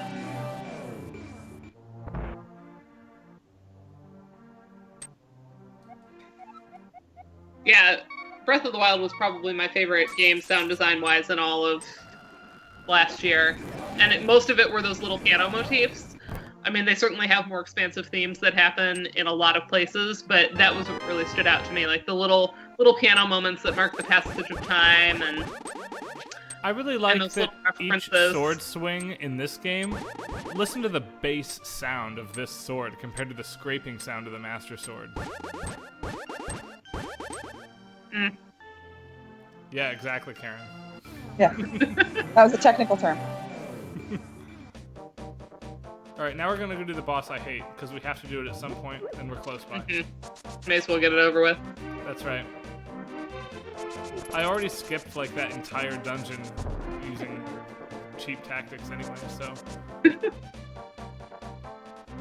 I ain't mad at how much we're hearing the Dark World theme, because it's so good. You spend a lot more time here than you do in the Light World, I think. Even on a normal playthrough, I think that's the case. Well, yeah, because you got 3 dungeons versus, what, 7? 7 Right. crystals? Yeah. But now, like, I can one-shot these things, which is awesome. And I feel like I actually belong here. With just the normal sword, which is how I often do this level, it feels dumb to come here.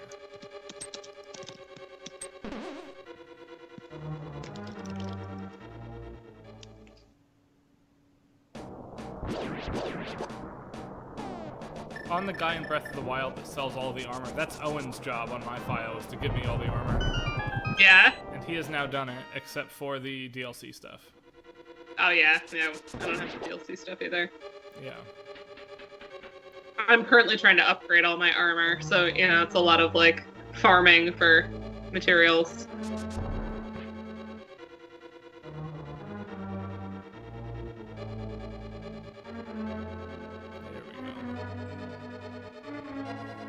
I was saying, like, the guy that sells all the armor, big hearts there, and then I'm like, oh, like in Zelda, you have big hearts. Haha. The heart containers. So, right when I get this key, I have to pause and leave for just a moment to go unlock my front door, because my wife is going to be home in 10 minutes and needs the front door unlocked. I'll be right back. Good reason.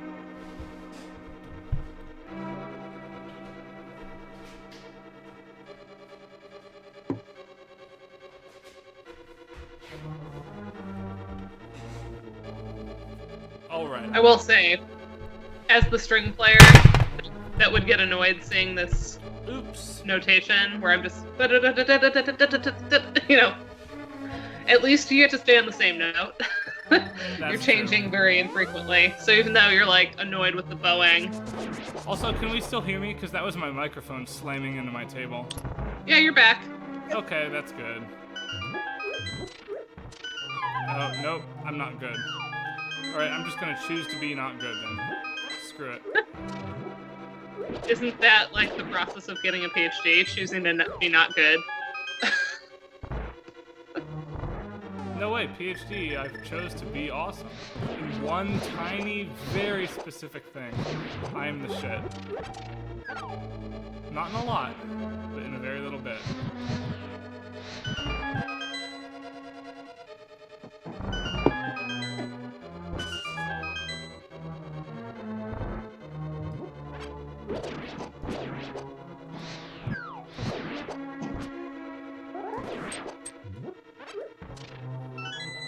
Alright, now I have enough magic and enough hearts to make this happen.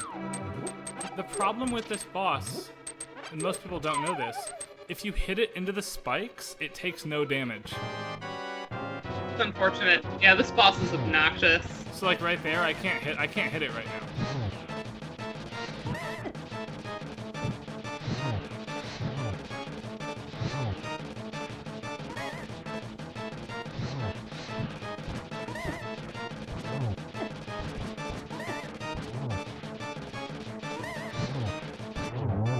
There it goes.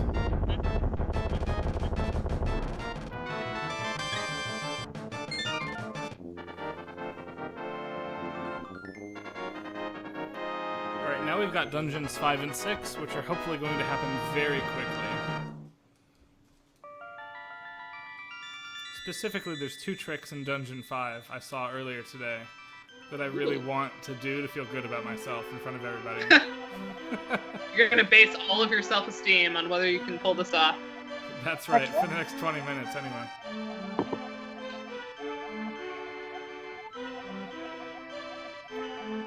Yes, perspective in this game is totally broken. He's not actually flying above anything. The shadow just magically displays 2 tiles below him. But you can't think of it as a shadow or you'll never hit him.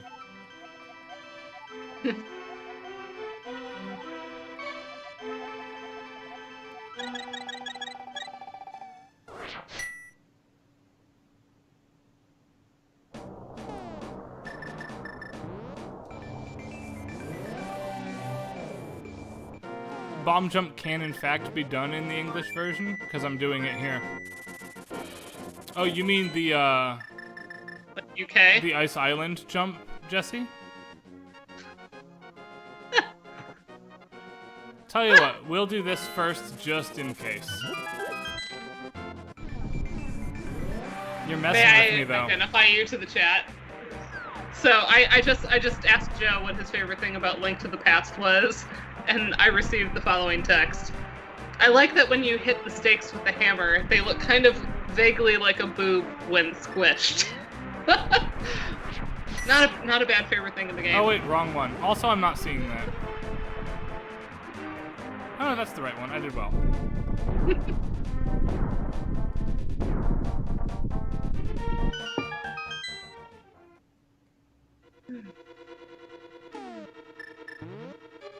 You're not wrong about that. I had that same thought growing up. I've done, Jesse, for reference already on stream, the first 2 major bomb jumps. I want. Ugh. I forgot you had to kill everything in this room, or it would have been over sooner. This rogues are the worst. Agreed. Particularly in Breath of the Wild, they annoy the crap out of me. I mean, once you get bomb arrows, they're not so bad, but they drop the they're good still stuff. they're still annoying. In Breath of They the do, Wild, but they're so annoying. Because like the Blizzard Rod in Breath of the Wild, is sick. Absolutely fantastic. They're good to hit, like to spell people with, but they're not so good to hit people with.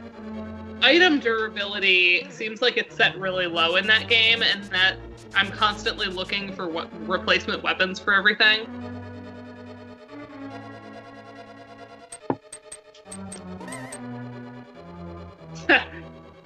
I forgot Black Mage was in this game. Nice. He does look like Black Mage. But after Black Mage, like, kills White Mage and steals her cloak. Very nice.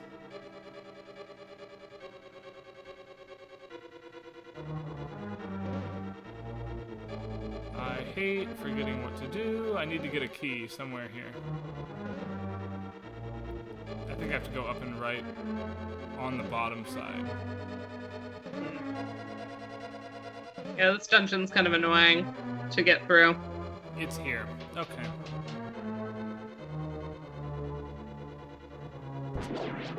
Yes, it is.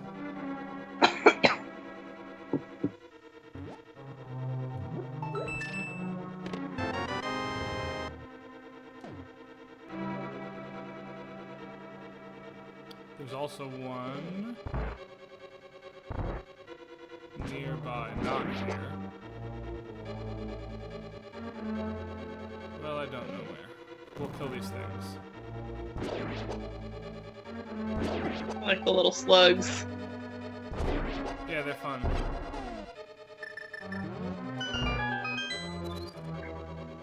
Throwing their bombs all over the place. There should be a key that's not that first key. Maybe it's down here. Maybe I'll get the map instead. Nope, there it is. Perfect. Alright, now I'm good to go.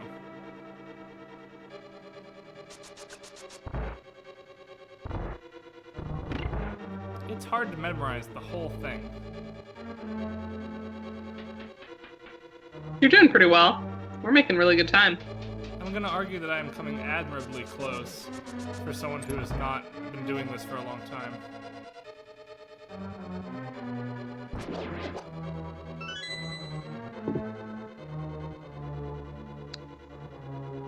This was a good idea for like a one-off episode too. That's where it is. Yeah, it was. And doing kind of the speed running. You know, we won't have as many moments where we're like, okay, there's that theme again. In comparison to a lot of other Zelda games, there just aren't that many tracks in this game. Yeah. Yeah, that's true. Because we have seen almost all of them now. Mm-hmm. And that's just not the case for a lot of stuff that we do. So there's a really cool glitch here that saves a little bit of time. While you're pushing a block, you can shoot through the block. Oh, nice. So you don't actually have to do that block puzzle. Mm-hmm. That rumbling in the background is going to end soon.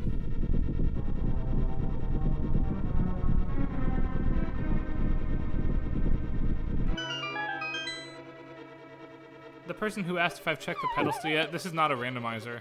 This is just us going through the normal game, so I know where everything is at. I have what I need.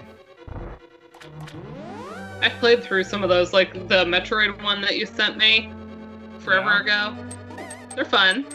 Jesse is the person to talk to for randomizer stuff. He knows his stuff there. They are fun for games that you know really well. I find regular Metroid stressful enough. So, the randomizer, I was like, okay, yeah. Woo. Super Metroid randomizer, I'm all about. That's what I'm talking about. Specifically.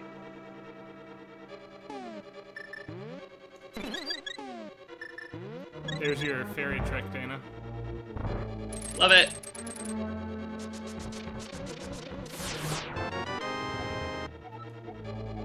love the eyes that shoot at you.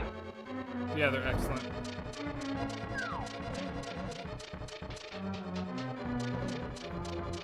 Oh, love me some Dragon Warrior so much. Especially 3. That was my jam as a kid. Yeah, there's a Dragon Warrior randomizer. Did you know that? That doesn't surprise me. That's It's awesome. like Rule 34, but of randomizers. You just assume it exists if the game is good enough. Fair. I love Zelda 2. I think it's one. It's difficult enough that I think a lot of people overlook it, but it's so wonderful. Yeah, it's fantastic. And as I said before, the music is so great. When my chamber music kids did their game recitals, we had both a Zelda 1 and a Zelda 2 medley, and the Zelda 2 medley played a lot better. Even though there's more iconic music in 1, 2 just has some really cool stuff going on. We were big It has some fans. very nice tunes, yeah. Mm-hmm. And we did do Dragon Warrior 3. We did the castle theme. Will Gibbons had sent me a transcription. He never does transcriptions, so this was like a big thing. So he sent me a transcription to have me check it over, and then it was 3 voices, and I'm like, hey, can I use this with my kids? So Nice. I don't blame So we him. put- I hate transcribing things. I have 150 pages of transcription for my dissertation so far. They should just award you the PhD, for God's sakes.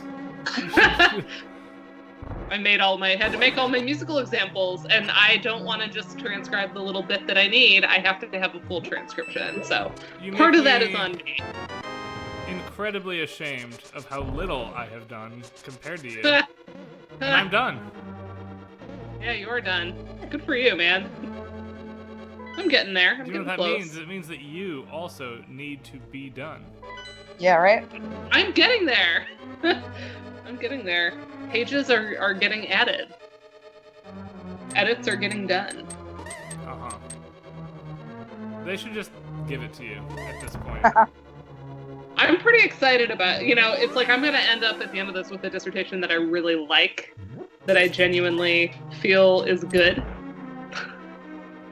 And I know that's not always the case, so.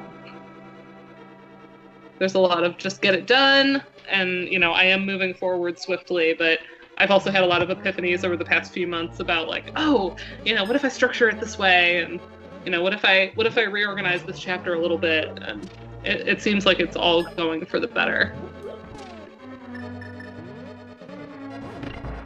That's good.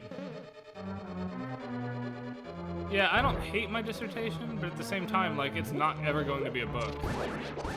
No? No. At this rate, neither is mine. Karen, what was your dissertation?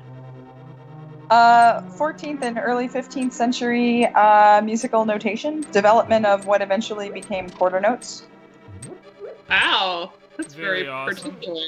Yeah. I knew the general area, but I didn't know it specifically. Is the reason it won't be a book just because there's other stuff on notation out there? Like, I mean, I'm writing the book as we speak. I just oh, don't write the book. So I was like, Oh, one so day it's supposed to be a book. I'd Right, like I it to see. be a book. It should be a book. It's Yeah. being reviewed as a book. I I just see. need to find some time. But it's a really, really cool project if you like to geek out and look at old manuscripts like I do. I do. I'm not a medievalist. I'm a wannabe, but You can This is why I still make- look at manuscripts. this is Yeah, why I my like friend- manuscripts. Yeah, they're really, really cool. One of my favorite... Sorry about that, everybody. Somehow... Who's that? That was my microphone falling on my desk. Somehow my Here. headphone cord got pulled. Anyway, one of my favorite geek out moments in musicology was actually with you, Dana, at the Cleveland Museum, where a whole bunch of people just decided it would be awesome to like sight read this medieval notation out loud in public. Yeah, they've got some really great manuscripts at the Cleveland Museum, and I will talk about Cleveland forever in a day because it's the greatest city in the world. But one of the things that makes it so is our art museum is unbelievable and it's free. So, you know, you certainly have places like the Met in New York that have comparable collections, but they're certainly not free. I mean, we do have to pay for the special exhibits, but it's such a really, you can just go and wander around. I did that all the time in undergrad. I would go and like sit in the lobby in the atrium and just like study and soak it up, you know, and then walk around and enjoy the collections. But yeah, I knew Kristen would jump in here. You and Karen should like interface here a little bit with the manuscripts. Totally. Yeah. Uh-oh. Kristen and I went to Case together, and she's now at Yale for medieval studies. Oh, sweet. Hi. Do we know? Yeah. I don't think so. That's the thing we should go. Medieval Song Lab. Go to Medieval Song Lab. There you go. At Yale. Every month. Actually, it's like every week. So Kristen comes more out of the, well, originally it was art history at Case. And I actually haven't talked to you in a while, Kristen. What is your dissertation, if you'll tell us in chat? Or have you zeroed in yet?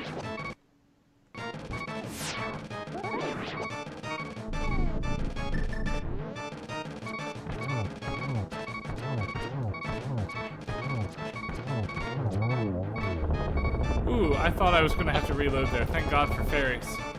Hard to watch the eyeball. I have like weird eye stuff. And like the gelatinous goo that surrounds the eye, and then it doesn't go away when you beat the boss. That freaks me out. That's why I saved the state there. I thought I was going to take 1 heart of damage when I like ran forward to get the heart container, and I was like, oh no.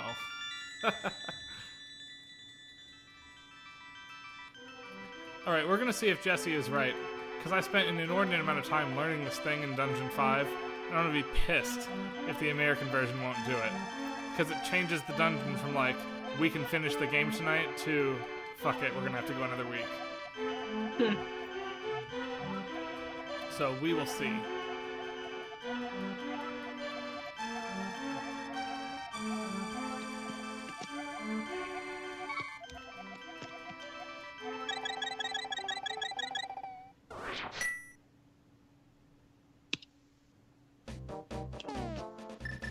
Either way, now that we have the Cane of Samaria, which I will note in my stream thing. I feel like that's every medievalist, right? Like, dissertation will be on manuscripts. Y'all have your shorthand where you're like, BNF whatever, and then everyone nods because they know exactly what's in that manuscript. That's the thing, I go to medieval stuff all the time because I love it, and I'm always like, cool, I know where that is. I don't know what's in it. Like, the stuff with the thing, and... Like, based on this paper, I'm gonna assume chant, because you're talking about chant. Yeah.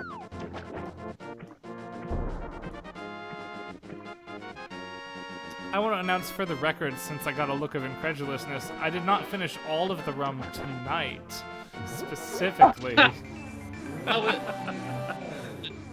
I'm just gonna take a wild guess as to where the look of incredulousness came from.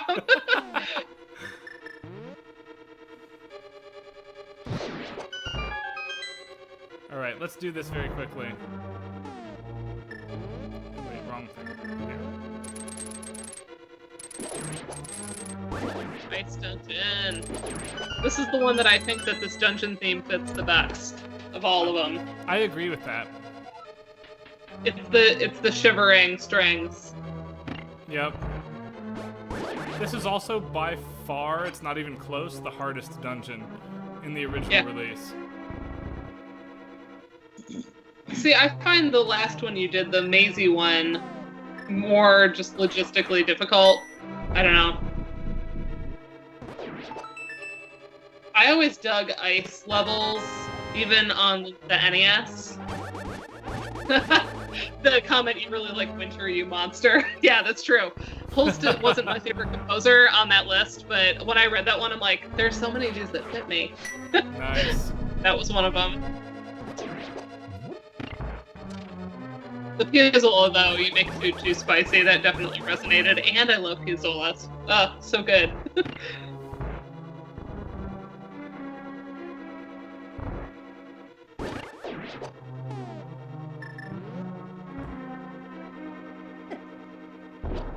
You know, that's not a question I get asked a lot, though. Like, who's your favorite composer? That's... I don't know. It's an impossible question to answer. You can't do it. Yeah. You know, I can get real specific where it's like, if you name a composer, I can usually tell you a favorite piece. But picking a favorite in the entire cosmos here... Yeah, no good. I didn't hit either one with it.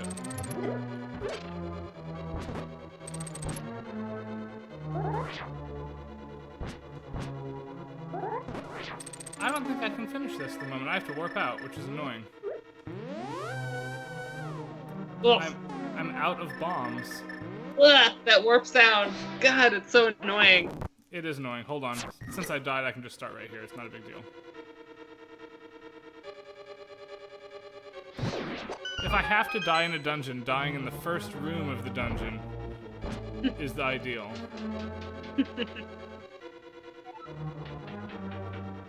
Alright, I'm gonna have to save state to get that right, because I'm only gonna get the one bomb.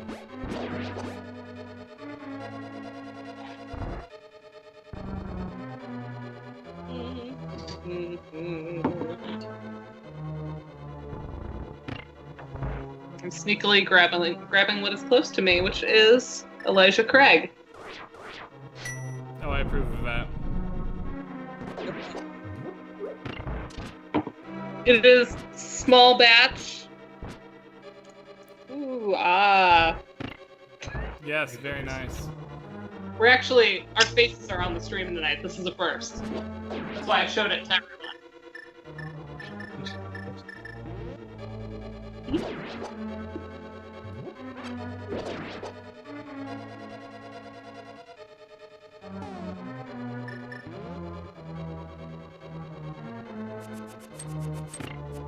Oh, creativity. Did you see how I did that without using my bomb? Alright, we're gonna save here and make sure that I get this right. If I only get one bomb, I have to be awesome. That's a good point about the architectural designs here with the mixed perspective. Okay. I feel like... I feel good about that, though. Did you guys see that at all? Mm-hmm. That makes I feel like up there's for no my rhyme or storage reason play to a it. minute ago. There is no rhyme or reason to this. I agree with that. You know, like, there was definitely in the original game an attempt at least the character design being very medievalist. But I never felt like the areas had a particular medieval flair to them. Even in the original. And even in Zelda 2. I don't know. Are we bomb warping? Yep. Ooh. What? Every time you do this, I'm amazed. Jesse, there's your jump. Ooh, this is definitely stronger than the Eagle Rare. In theory, you can do this room with a charge shot, but I have Quake, so I'm not going to do that. Screw it. Ooh, this is a lot stronger than the Eagle Rare.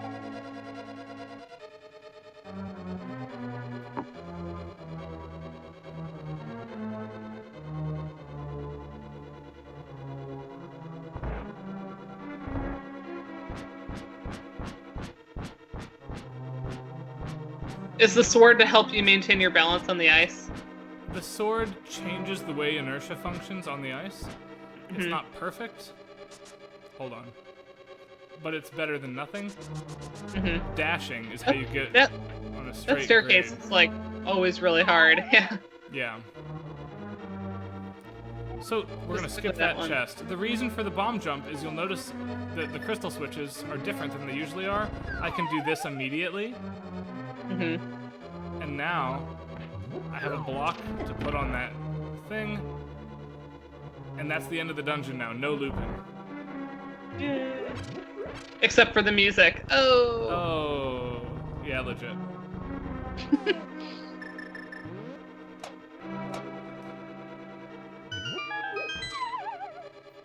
Good to see you, Jesse.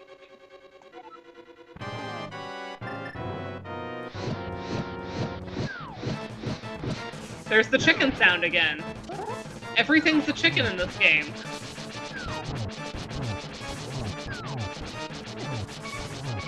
It's either chicken or it does that. Or both. Ah.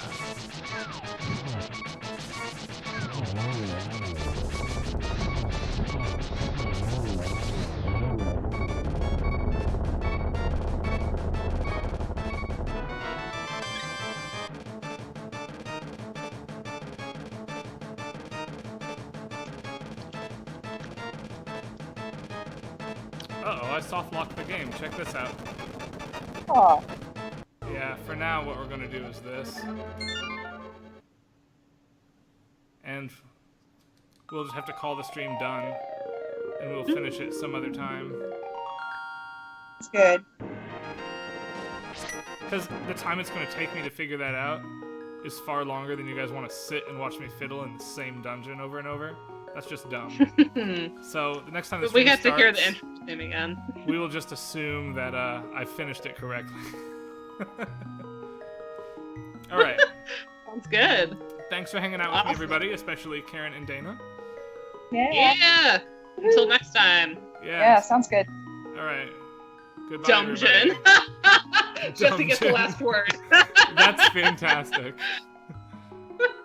And with that note, we'll see you next time. Sounds good. Same bat Goodbye, time, everybody. same bat channel. That's Yeah. excellent. So I can do my normal obnoxious linking and. Alright, I'm gonna demo what happened before other people get here so that we can talk about music once other people arrive. If they can show up for this, great. So last week, I'm not gonna go kill the boss and fail, but if I kill the boss right now, I will fail. It will not drop a crystal for me. We know that. Okay, this is the exact moment we were in. The reason why is because I died last week. And I hit continue. I died in the very first room. I made a mistake. I said it wouldn't be a big deal. I was wrong about that. Because we never saw Zelda get warped to the Dark World, we skipped that dungeon. The game doesn't think I'm allowed to continue in the Dark World, so this has been moved to the Light World right now. I'm in the Light World. Oh, Check yeah. this out. If I exit, listen to the musical cue. This is wrong. See? Yes, it is. Yeah. And if you use the magic mirror here, this is the darker world, because the mirror will take you to the Dark World, But it's like, and then it will take you to the Light World.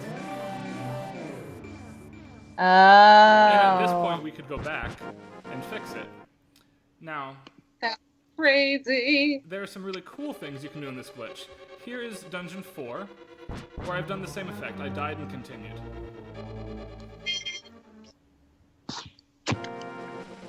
Now what's wrong? It's still not the right track, because Kakariko Village is supposed to play here now. Oh, I'm by this. So watch this.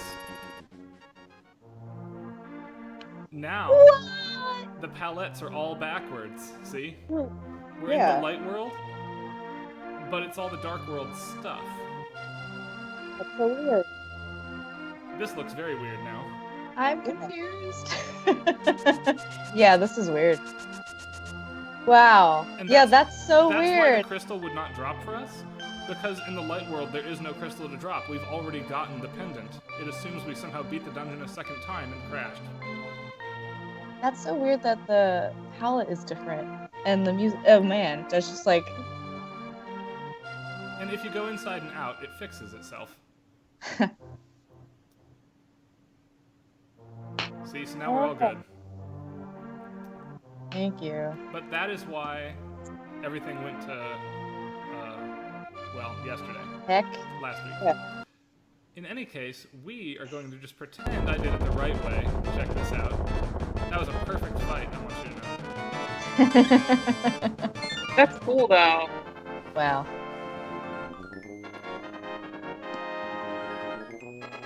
What this means, though, is I cannot die in Turtle Rock, or the same thing will happen.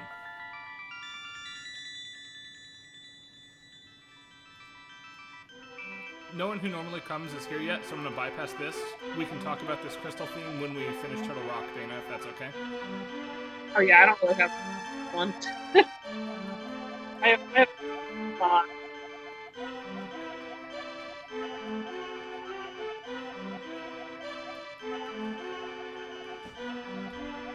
It's Zelda's theme. It's harmonically different than it is in the rest of the games, though. There's an extra chord in this version. In case someone doesn't... There's an extra chord. Yeah, there's an extra 7th chord right here Oh, that is not in the normal harmony, if normal is the 64 game. well, that's an interesting ontological question. I would consider the kind of vortex to be the earlier game.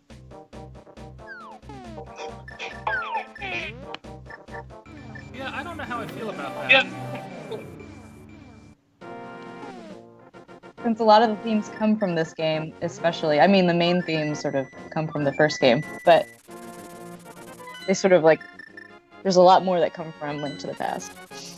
Yeah. Ooh, actually, I can go somewhere else. This is the wrong spot. Here.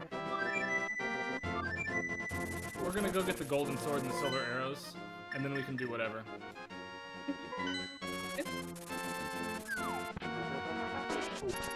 All we have to do left, I think, is Turtle Rock in the end game.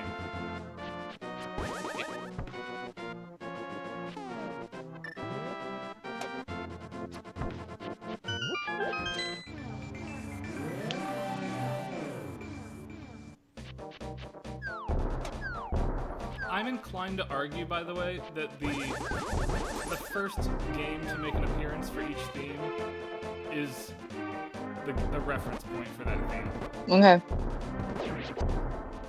So for me, that means that Link to the Past is the originator of everything that's not in Link's Awakening, basically.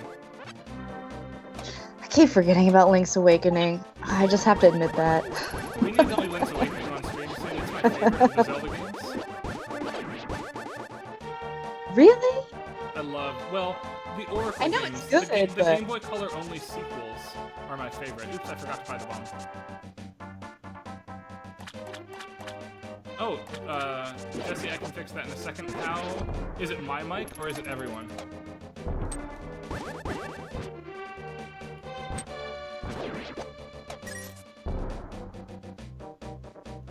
Because if it's... I mean, you sound good to me, but...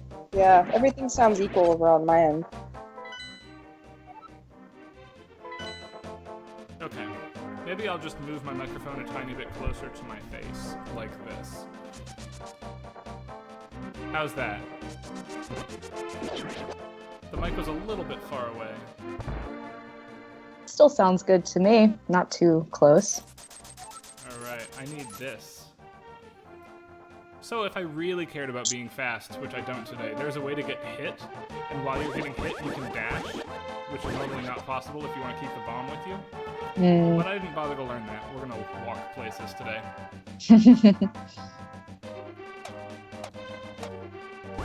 So when do we start talking about music? Or are we're trying to get somewhere? I'm just going to get the golden sword You right can now. talk about music whenever you want, Julianne. Yeah. Just I don't know. finishing my transcription. Dana, what do you have to say I about just the love Dark this World Dark theme World. here? This is one of my favorite pieces of music. Yeah, I mean, great. I think I already talked about how I have a weird time with the rhythm of this. Yes. Really? What do you mean? I still haven't figured it out. I made a transcription of this a while ago. I don't know if it's done. It's the bum bum ba da da ba ba ba ba da da ba. Something about it feels a little ahead of the beat for me that makes it not seem like Huh. 2/16ths and an eighth. I wonder... I don't have that experience, but now I really want to hear the tune again. Yeah, we'll go hear it soon. Also, she doesn't have the figure of a fairy, whatever. Fairies can look however they want to look. Heck yeah. Yeah. Oh, I'm sorry. Heck yeah.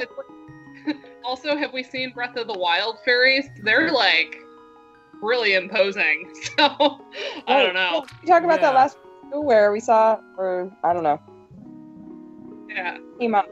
Or, Alright, let me see what I can do about my mic volume.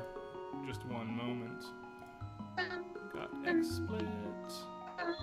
And what I can do is maybe that. And maybe we'll lower this volume the tiniest bit. How do I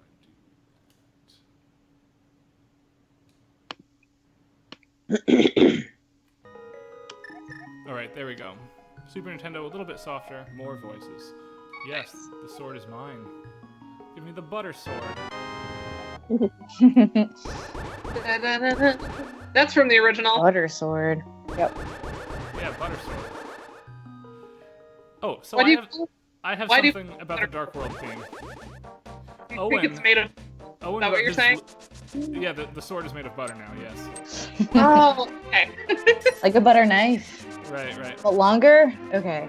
Owen wrote his own lyrics to this, unprompted, because he likes this tune a lot. Ooh. The catch is that includes, he calls it, the tune is titled The King of Them All, and it's an ode to Ganon, which is among the freakiest things he's ever done. I want to hear these lyrics. Yeah, It's kind of mandatory now. They change every time, except for he says, King of Them All at the right time. Every time. Alright.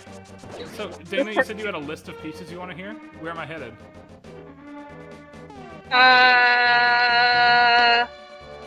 Church. Wait, Light World Church. I'm trying ready to think for it. about. Fine, I'm still thinking about Dark World. Light World Church Yeah. I can do. I mean, if we've got stuff on the Dark World theme here, You'll hear the Dark World theme again. yeah. Oh, will I? Okay. I like I that don't know this what man to is believe. still alive, at least. Other games would just Yeah. kill him off. Isn't it nice? This is a weird tonality for a churchy piece. Yes. Yeah. So here's the funny thing. Isn't this old lady church voice? This is very modal and not very Baroque in my mind, though. Maybe I'm... I think Oh, I hear key. it. Okay, so in chat, I just sent a link to my little quick transcription. So those of you that know my transcriptions for Final Fantasy, this is not that caliber because this isn't for the discs. So Alright, I'm opening it. piano transcription. But one thing that the timbre always freaked me out about this one, and as soon as I put it into MuseScore and put it on an actual one, it sounds so weird. So I think it's really a timbral issue. But there's a couple things to note on this one. Actually, Ryan, can you go outside and then come back in? Yes, I can do that. For the intro. Yeah.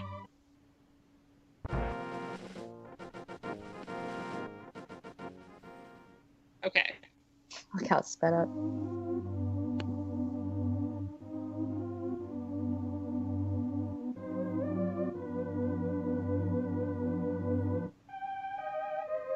You'll notice that opening is kind of meant to be sort of freer.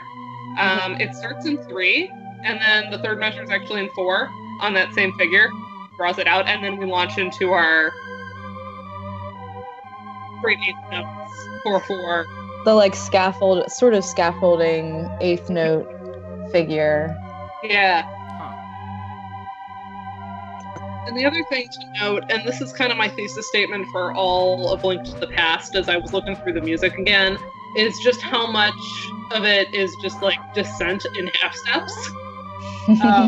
That's pretty much the entire score is these. Koji, uses these, as I'm calling him as if I know him. Mr. Hondo-san, he uses these little, motivic cells, and then he often will just sort of move them around. And in this game in particular, he'll take a cell and then he'll slide it up by a half step, or he'll slide it down by a half step. So you can see that in the bass motion for the church, how we go C, B flat, B, B flat, A flat, G. So we keep having this descent pattern, Yeah. all in half steps. So even from this very, very early theme, we hear this right at the beginning. This like pseudo lament figure. Yeah. Yeah, it's definitely a lament descent. And the person who asked if bad things happen in the church, not while you're around, but Zelda gets kidnapped from here. And we never actually went to rescue her, even though we were supposed to. That was last week. She's just still at the top of... It's Schrodinger's princess, right? Is she at the top of the tower, or is she in the crystal? Interesting. So that was just my little note on the church, was that very early on, we see this half step. And we even see that in the overworld theme, the classic from the original game. Yeah, let's go hear that. I like that this church theme is so different from basically every other church theme in video games, where you expect like the Baroque harpsichord stuff, like the Gauntlet theme, basically. I think it's very fitting for a pipe organ, though. It's just they picked a weird, very vibrato-y timbre for it. Yeah, I think that's true. Yeah.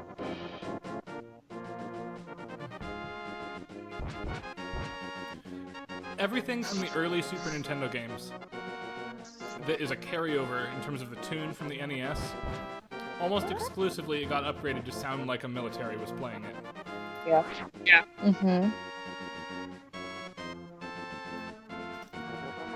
This and Final Fantasy IV's Overture, the bridge crossing theme. I said that last week too, but they both strike me as very similar. Sort of military snare, brassy. We get those cymbal crashes, which are yeah, lots that's of realistic. Yeah. And even, again, as I'm going to keep making this, this whole game being about semitones thesis. I love it. I love those. Bum, bum, bum, bum, bum, bum, bum, bum, bum, bum, bum, bum. It's all over the texture of the bass line. Yeah.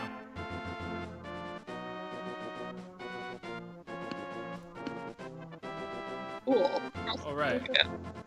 I'm gonna see if I can warp to the top of the mountain here, and we'll go over to Turtle Rock and do the dungeon. Yeah. The good old magic flute / ocarina, big trope. That's right. Though the first game where you have to play specific tunes on it is Link's Awakening. True that. That's true. And not just Zelda, also Mario, obviously the warp pipe. That's right.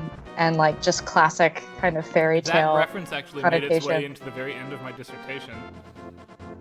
That Mario uses that. I wish they would have used the same tune in this game. It's a cutesier tune. This game. Dodge the duck here. I like the other tune. It's more like lamenty. We're gonna take a brief detour here. I'm not doing the mountain jump, but we've never gone in this cave, and I want to now. Now that we have what we need to get through the cave. Hey Ryan, I have a quick question for you. Yes. Are we past the point where we're able to hear the being a bunny theme? Yes. Okay. Sorry, Dana. Okay. I love this cave theme. Yeah. That's my analytical thing on it. Besides that, it sounds like sort of like the Psycho, streaking strings, but also the kind of like that little sort of clapping droplet sound. I love it. I don't know what that is. I described it as like a kid like in a puddle, like stepping. Yes, like it's very wet. Yes. Like very it is evocative. A very wet theme.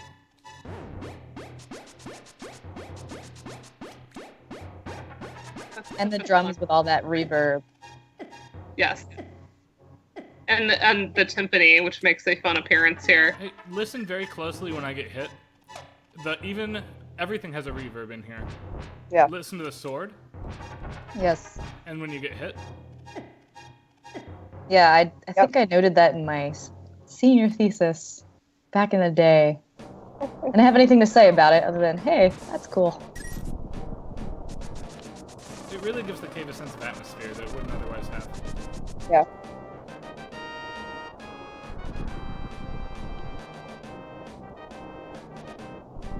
Forget about this tune. Yeah, the Death Mountain Dark World has its own tune. So we'll stop for a minute before I warp out. Very Evil March. It's very, like, Star Wars derivative. Is Sean Atkins here? Yeah. That was something I was going to point out. Is it's Atkinson, so did I mess that up? And, you know, even, I mean, I guess this is kind of the evil militaristic side of, like, the Emperor's March from Star Wars, but it's not just the minor key and the march topic, but it's also all of the triplets in there. Yeah. Da, da, da, da, da. Oh yeah, the Right. the triplets, the rhythm, the instrumentation, the whole thing. It's all there. I agree.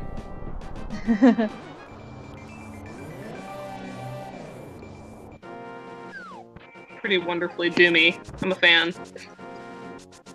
I like the phrase "wonderfully doomy." It should be someone's handle. That should be. Oh, this is terrible. Oh, it's the hammer. I need. Not that shit. Do that.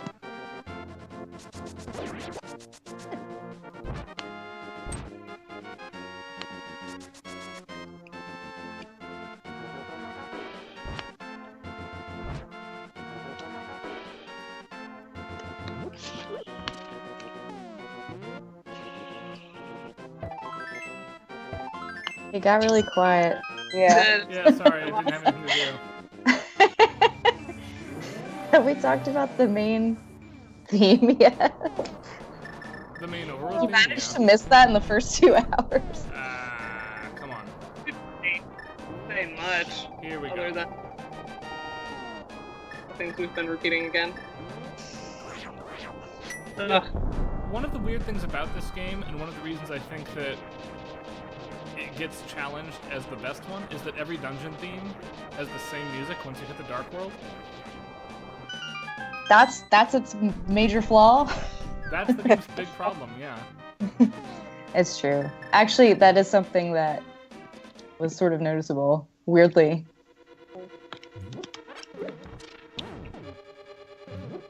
Okay, why am I not hearing dungeon? Yeah. I don't hear anything either. Oh, really? Yep. There we it is. go. That was weird. Yeah, it's been flickering in and out sometimes. Between games, we'll take a break, I'll restart my computer, and that'll fix a lot of those issues, I think. Okay. And maybe I'll try to do the same with Skype, see if I can get the video working. Okay. If I can get through these 2 dungeons quickly, I think we can spend half the time tonight on Mario RPG. I feel like this game in particular, I guess maybe the original Zelda 2 is probably one of Koji Kondo's most cinematic style of soundtracks, because he often is sort of very eclectic and kind of has a kind of jazz fusion, Latin, this whole thing going on, especially with the Mario games. And you see in these cave themes with the really like evocative use of strings that really sounds very like sort of horror movie-esque. That I think is pretty special. Yeah. At least it's almost more in a Nobuo Uematsu way, but a little less like thematic and more about texture. This is definitely much more creepy than anything in the later games. Well, any of the later Mario games, anyway. Yeah. Part of that's the nature of the characters, right? Like, Mario is all about basically having a good time in this world. Zelda's the game that tells a story. True. Though I say Mario- that, Mario Galaxy has an incredible story that's absolutely heart-wrenching. Weirdly, yes. Like, to Like, the point it's where I had super forgotten fun, about but it, also- and then Owen was playing the game, and I had to explain to Owen what it's like to have somebody when their parents die. Like,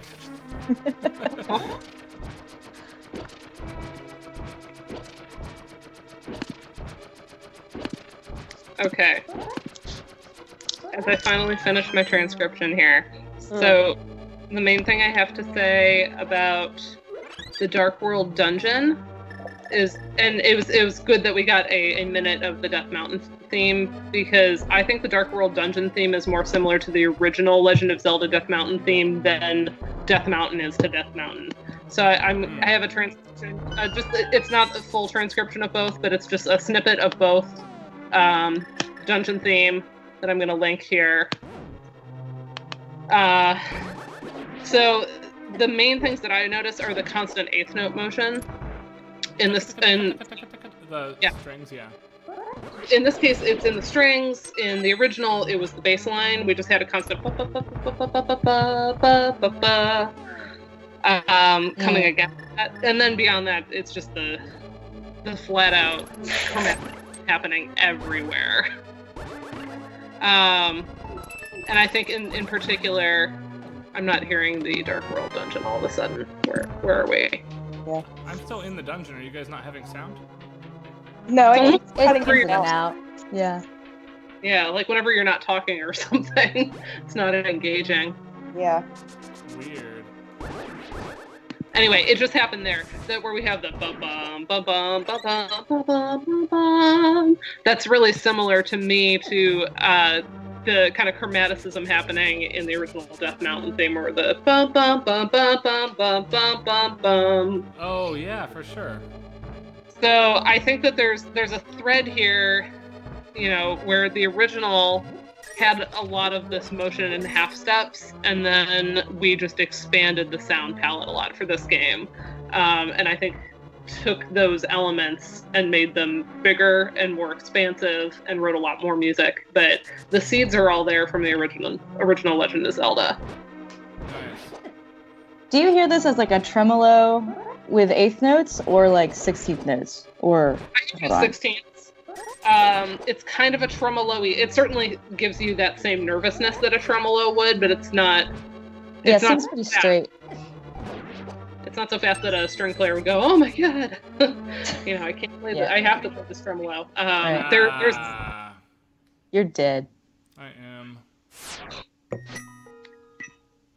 there's definitely a threshold at which it becomes apparent that it's a true tremolo. In this case, I think it's a really measured nervousness, if that makes sense. Yeah. Just to make sure, we're gonna do this. Yep. Okay. I'm never not going to see Darth Vader now when I hear that Death Mountain theme. Yeah. Oh. All it took was looking at it earlier today. I was like, oh. And of course we all said that the second we came here. We're like, this sounds like Star Wars. Yeah, it does. This dungeon is one of my favorites, but it is very intricate. What's funny is I'm almost done with it already, except I died in that dumb spot.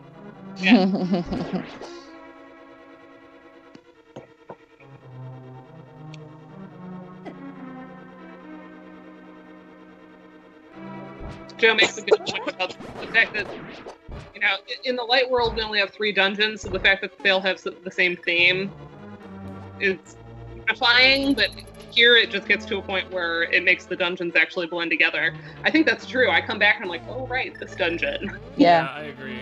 This is my most replayed game of my life, probably. Mm. If you don't count like Harvest Moon and Stardew Valley and stuff. For me, I think it's probably Mario 3 and then Link's Awakening. Oh yeah, certainly. Mario games are like a good. Oh, I've got a little bit of time to kill. I feel like playing a game. You know, I can get through this pretty quickly. Yeah. Yeah, Yes, it's probably Star Fox. it's the stream. 64. Ooh, The stream Star notice. Fox 64. Here, let's just not take any more chances.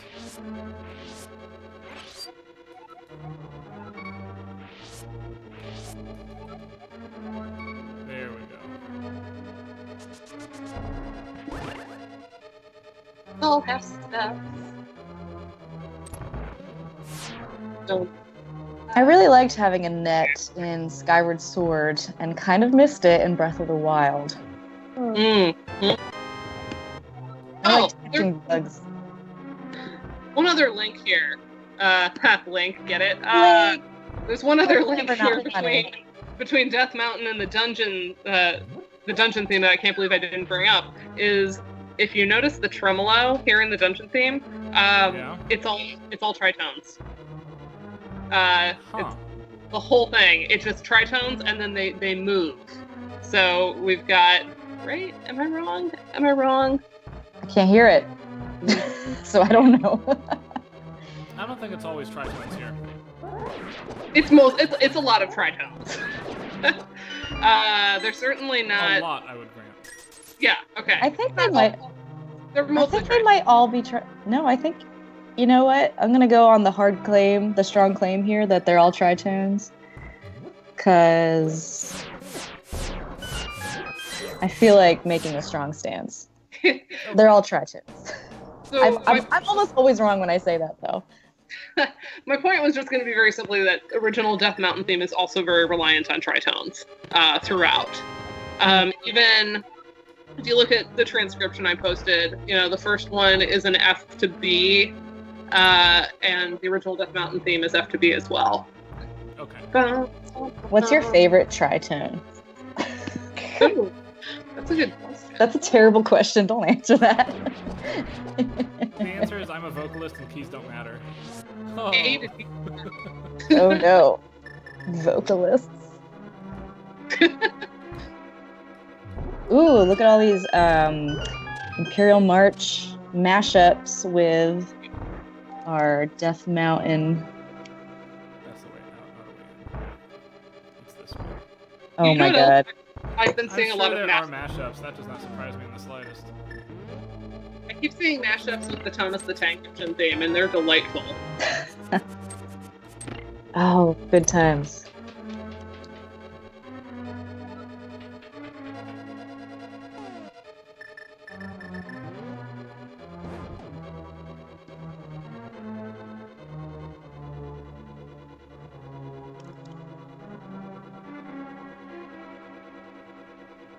So many half steps.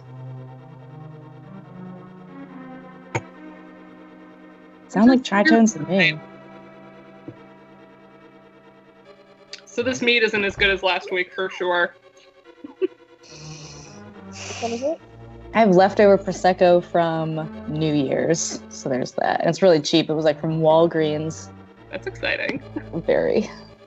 Yeah, this is the Western Reserve Meadery hopped apricot. Ooh. I'm not a big beer drinker. It's the I think- Kalamazoo Stout for me. I was all like, oh, apricot, but I'm mostly tasting beer in this. I have a little Darn. bourbon in my tea. Nice. What type of bourbon? It's important. Bullet. Nice. Tea I and like- bourbon, great for colds. Yep. Mhm.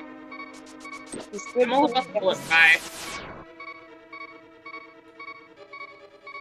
That's right, I have to go get the key from down here.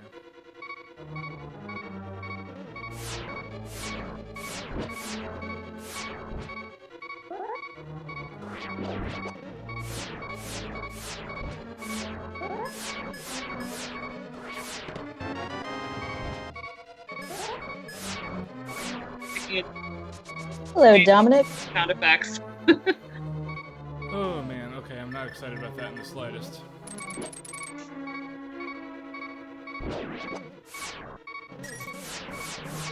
Hey, Dominic. Good to see you. Alright, let's I will heal say- myself with one of these fairies. When I saw Will Gibbons texted me a photo of Dominic's new book, and I was so excited that somebody has finally put Spoony Bards in a title. So Yes, I know.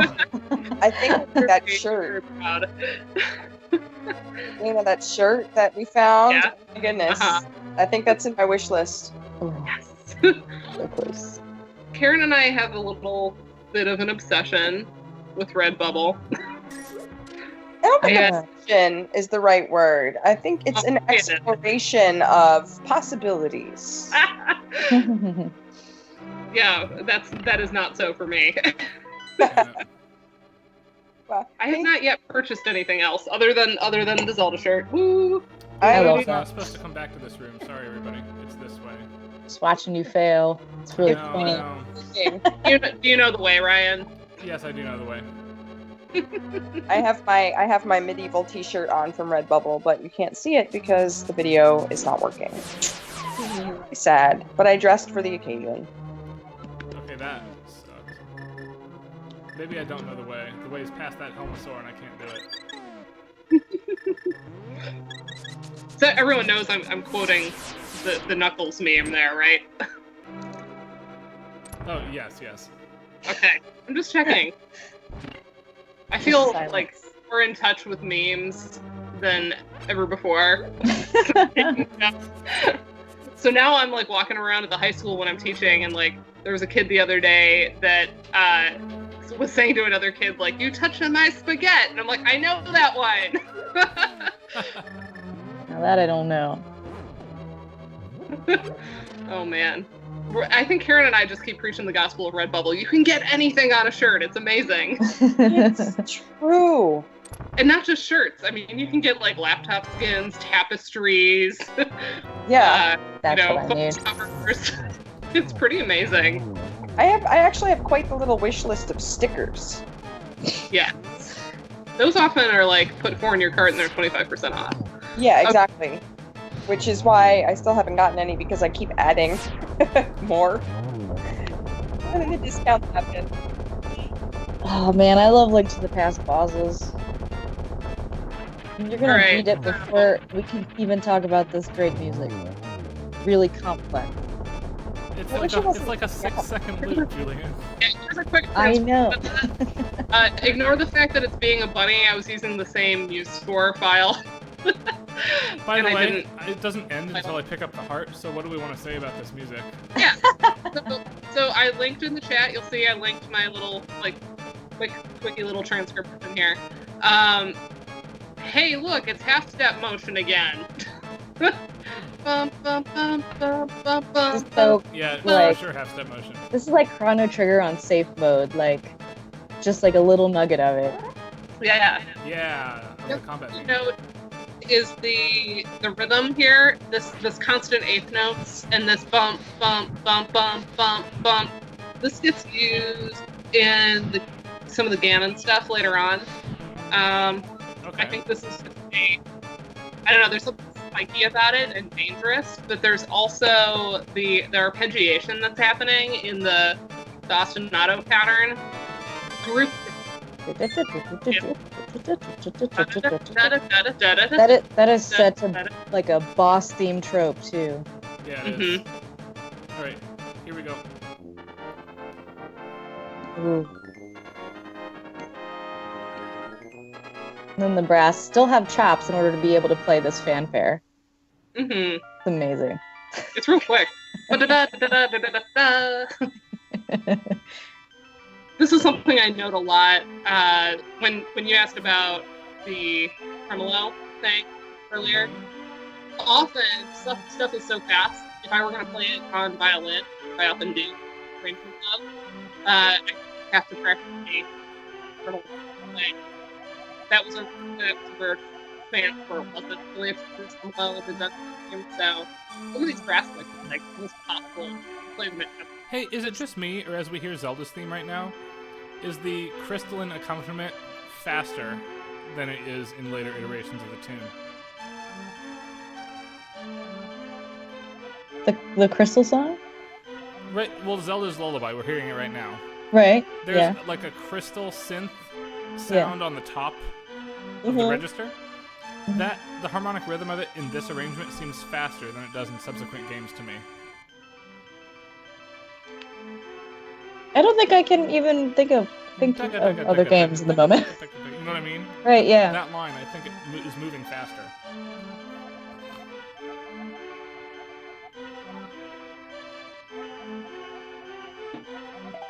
It often it doesn't have that in it. That sort of like crystal synth. I don't think it has that top line, and instead the orchestration is filled out more underneath of it. Right. I have a hard time thinking. This is the of last other- time we're hearing this piece, by the way, so are we good to go?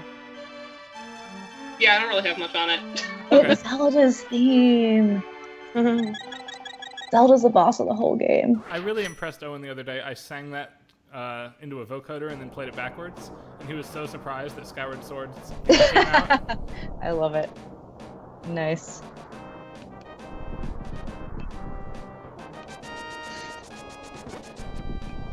I mean, Lionels are weak here. Look at that. Oh my god. Get I did wrecked. not know they were here. That same activity in Breath of the Wild would have taken 40 minutes. Oh my god. I haven't even defeated my first Lionel in Breath of the Wild. Don't get me started. The Things first are one you find in Breath of the Wild, you have to sneak around it and steal its lightning arrows. You don't actually get to fight it. Or if you do, you're dumb, because it'll just kill you in one shot. Before you go in, can I ask for 2 silly digressions? Yes. Of spots?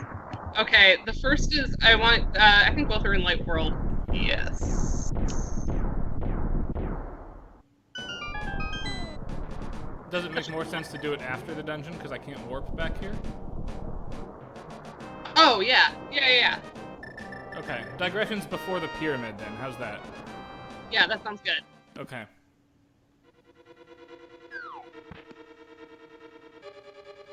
Digressions before the pyramid is like definitely some indie band somewhere. That's the name of like a young adult novel.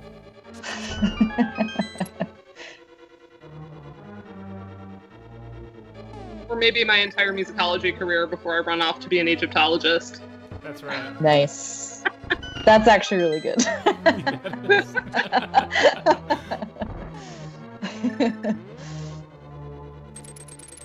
Oh, yeah. Thank you for that, Elizabeth. Just throwing bombs at a Lionel.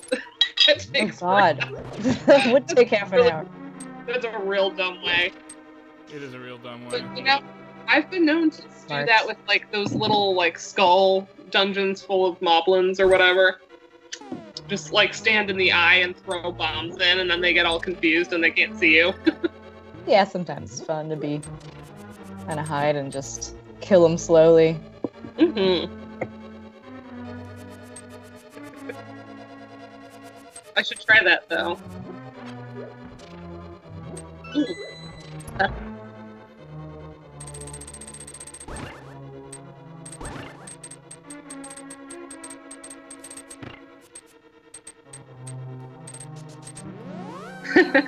That's cute. Nice.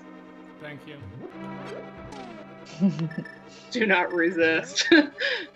Resistance is futile. I think it is, totally. Guy killing a Lionel with only tree branches? I have not seen this. Link, please. It's dumb. Link. Heh. Heh. Yeah, I think bless that person's heart is the only response. Aw, Yeah. that's adorable. Pat, pat.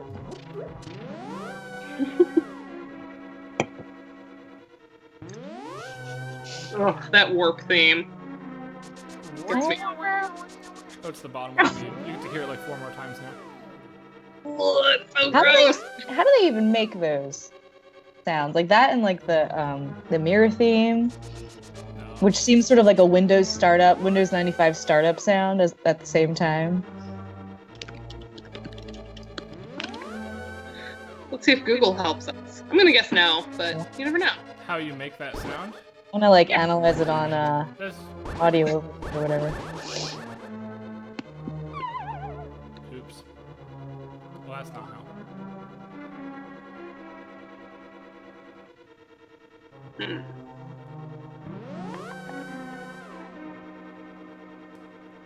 Not seeing anything. But yeah, that theme. I think it's because even though you warp so much more frequently, I picture Aghanim getting rid of the girls to the dark world, and so that has always freaked me out. Mm. Huh. Mm-hmm.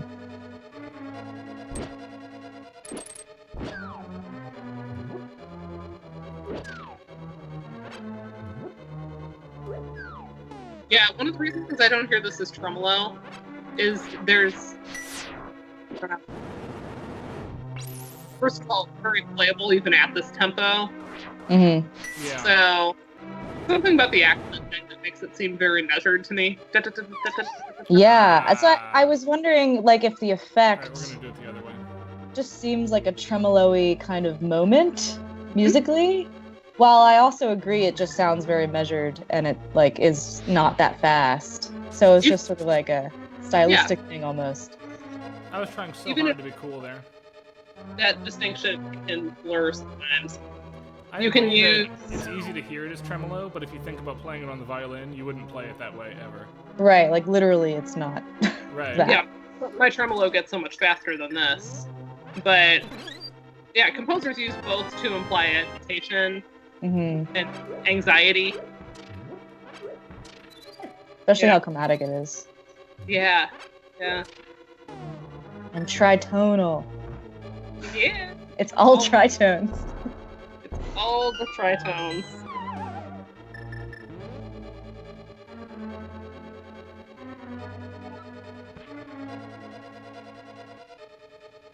Oh, these guys. Yeah.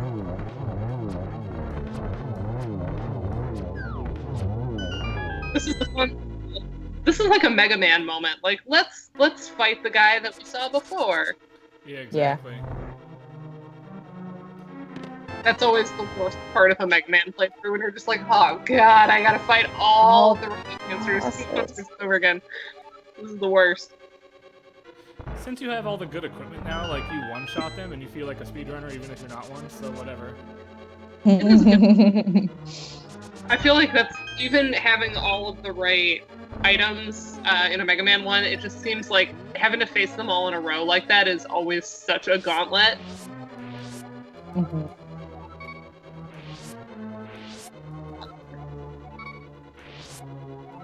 I just find that so strange that that's the sound effect for the dialogue. Is like the death sound. Yeah. Oh, yeah. Just to remind you, you're gonna need this fairy later when you're dying. It's a memento mori. Nice. Oliver is apparently having a hard time going to sleep. Yay, we You win! need to take a second and sit here and BS. Sorry this dungeon is so long, everybody. Believe it or not, that's pretty much the fastest way through it. It's all your fault. I know. You didn't design the game.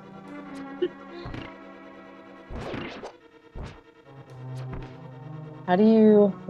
Oh, yeah, this happens. Yeah, you go up and off.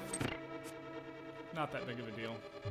Oh my gosh, you gotta fairy dust those anti-fairies, man. Don't need to right now. My favorite thing.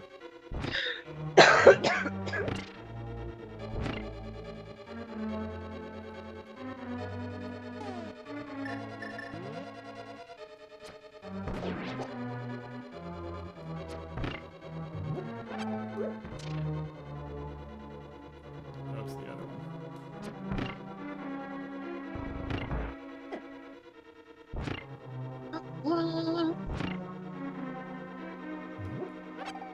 I think another reason that sometimes I feel this as tremolo, not to talk about this for 20 minutes, but the actual melody is so seems so unmeasured, or at least sort of like really rubs up against the even sixteenths.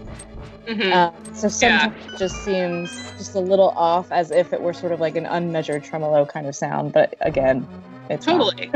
Yeah, because you've got the quarter note triplets, bum bum bum bum, and then the dotted bum bum. Yeah, for sure.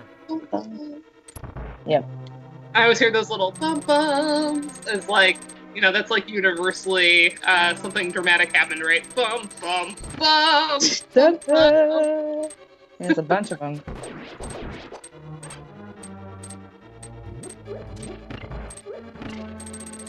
It's all about that semitone descent, as we talked about this whole game. Yep, is I made that encapsulated in Yeah, one that's semitone. actually really smart. Good job. It's amazing. This is why when I fight with like Will mostly, who about how I transcribe pretty much an entire game when I'm working on it, Yeah. and you know, what's the utility of that? It's because I come across things like that. Because you're secretly a music theorist. Yeah, I think Oh, let's be very clear. I have never thought that it wasn't useful. I just hate it. I enjoy it, and I think I'm pretty good at it. It's and if you like it that you're a music theorist. Yeah. I don't have enough theory training though. I do it every once in a while. It's like taking my medicine. Nobody thinks they have enough training. The treachery of music theory. True. One of us. Approaching the top of the tower now, which is nice. You know what, I'm okay being like the weird, like formalist ludumusicologist in the bunch. I know I'm a theorist, but I'm just like tremolos. For what it's worth, I really like my own niche as well. I think all of us are pretty happy where we're at. Oh, come on. Okay, that's better. It's also like you can send people stuff and you know that they're not the least bit interested, but that they can still critique it. So Yes, for sure. not that I think any of the folks in this, whole field would scoop me or anything, but it is like, I sent a transcription to Will today because for the chapter I'm working on for his RPG book, I was just like, this reminds me of something. What is it? And I'm like, this is a digression that has taken so much of my time and ultimately means nothing to me. It was just like, there's something about this texture, and I said it and we were puzzling over that via text. Crap, I gotta start working on that. Yeah, me too. Thanks for reminding me. Yeah, do it in March. Party. March 31st, though, right? Yes. The very end of I have it on my calendar. Yes. We're fine. I'm expanding a conference paper, so I have a real advantage. Like 4,000 words are already done. Yeah. Yeah, that is nice. So in theory, I'll just say that I am starting it. I'm in the process of starting it. Oh, Theory. Right. I need to see something about this room. There we go.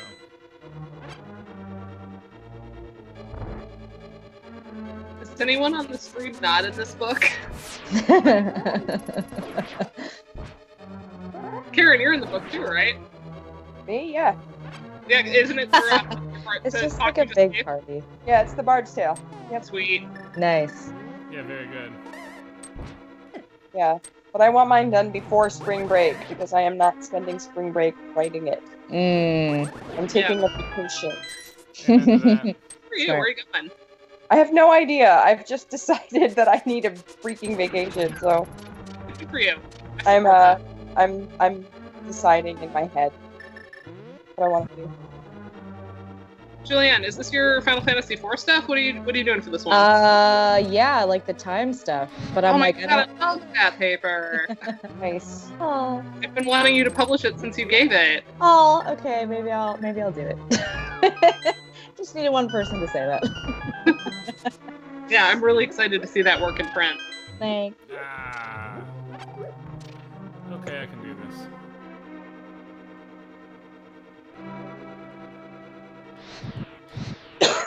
Nothing new to say about this music. Nope. This is a So how about long hour. another reason I think it's a tremolo? Sound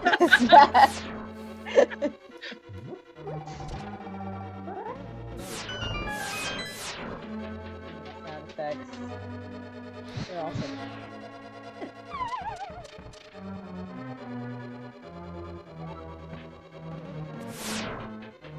I love the eye shoot at you. Great. That's nice.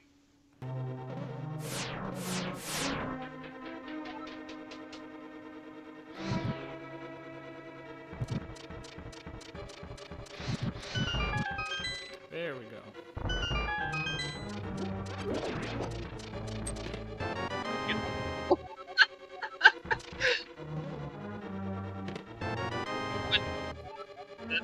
I don't totally suck at this game.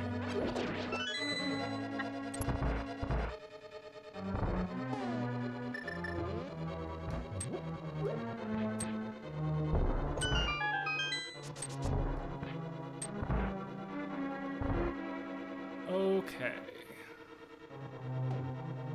Getting close now.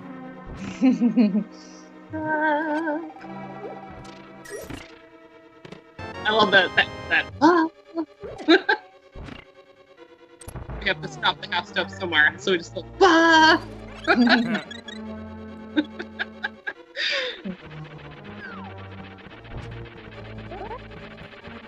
This guy.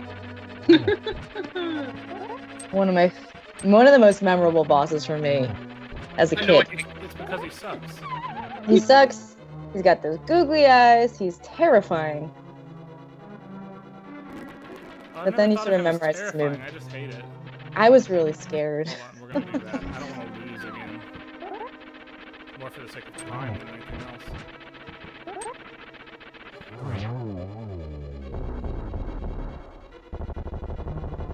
You know, the other thing, since we were speed running through, and now we have the mirror shield, so it doesn't matter, but when you still had the other shield, did you know you can turn it blue? No, how do you turn that shield blue? So, you have to have the red shield, and then you find the enemies that eat you, the pancakey ones, that eat your shield. Yeah. And then, so you use the ether medallion. I'm trying to remember exactly what it is. Then you let it take your shield, and then once you have your shield, you kill it, and it will turn blue. And you can turn it back to red using the same process. Ether, let it take the shield, kill it. That's awesome. Yeah. I found that out accidentally.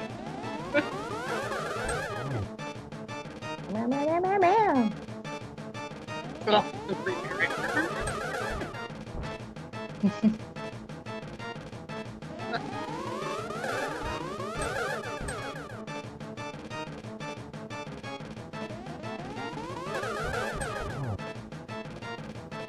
Alright, I'm trying to be fancy and it's not working, so I'm just gonna do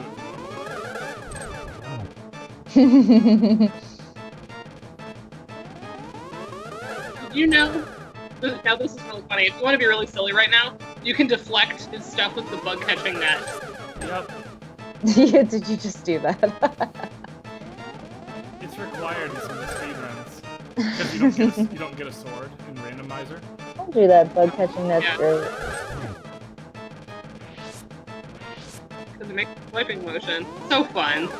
Love this. That would have been a double if he shot a normal one. Sure. There we go.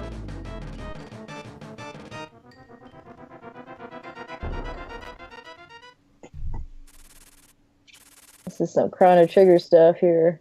Mm-hmm.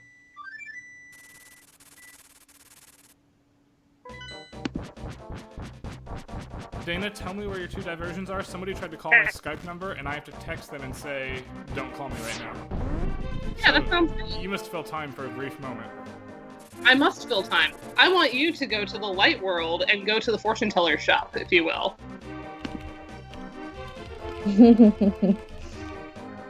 Because these are spots that, like, normally we don't pay a lot of attention to. I know I don't tend to use them much on my own.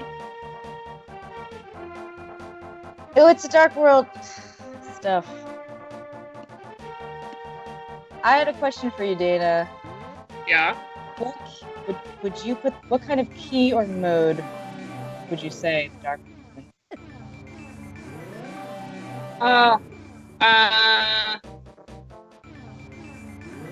Let me considering that, like, yeah, I have a transcript to find it.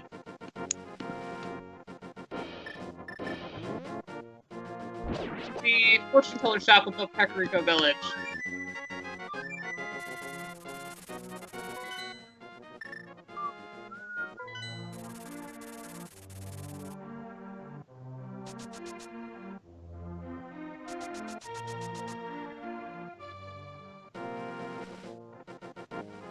So many musics.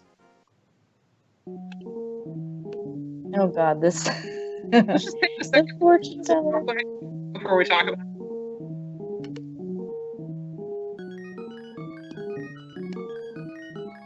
Ah! It does get Super creepy. No. Yeah, it Yeah, only no, it comes comes back. every now and then. This is a piano read that I found online. Yeah. This was such a like phone it in track. They're like, do some fortune teller crap. I'm like, all right, whatever the heck it is. So it's in friggin' 6 sharp. You know. So first of all, the key's a little weird. No one phones it in with 6 sharps. Come on. Never mind. That's Oh, true, you have to Koji. think really hard. You know, but again, intensely chromatic again. The bass line in there is kind of implying it doesn't really feel 4/4-ish. Bum bum bum bum bum bum bum bum bum bum Yes, bum groovy. bum. We have that little anticipation of beat 1 tied over into beat 1. It's just, and then we get the little crystal twinkles above it. That are evil. Okay, the other spot, if you're in Kakariko Village right now, oh no, you're not. Go to any of the places that have a mini game. An So octopus below party. Kakariko Village. I'm specifically looking at these two because they're ones that like you could easily skip. You certainly don't have to play any of the mini games, and we haven't yet. And I know yeah, that works. You know, I almost never went to the fortune teller, but I was always really struck by just how bizarre that theme was. So I wanted to take a second and acknowledge that. The fortune teller song sounds like an octopus party. Is that what you're saying? I don't know what that means. That's pretty fabulous. I don't know what that, you know, I think Octopus's Garden, like Beatles.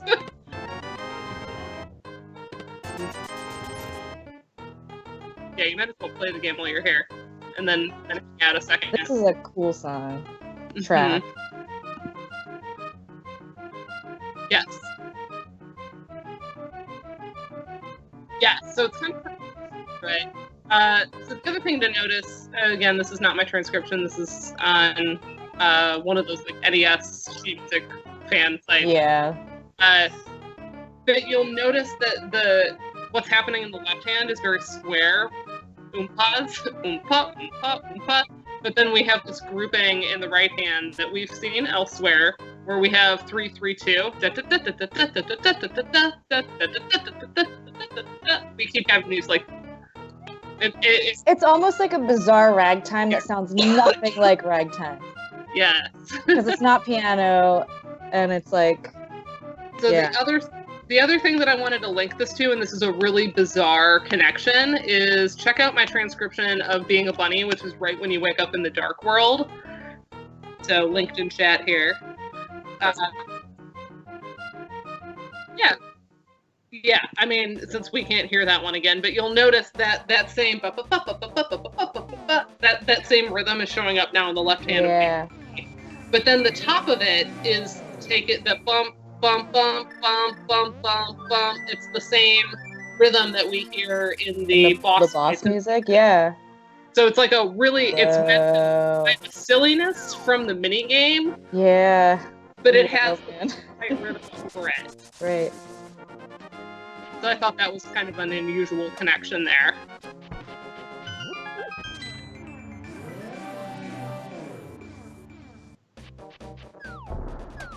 No?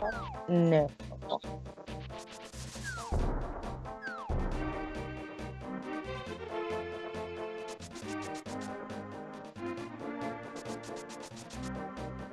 Can't hear my dog snoring, can you?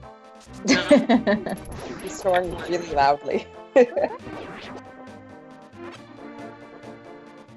It's pretty darn adorable.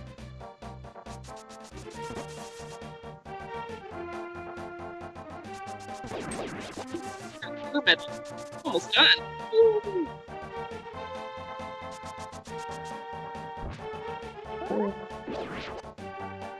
I think this week will be just until.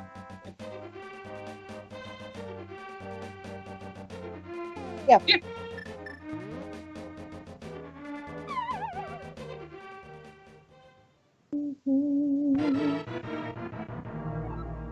So good.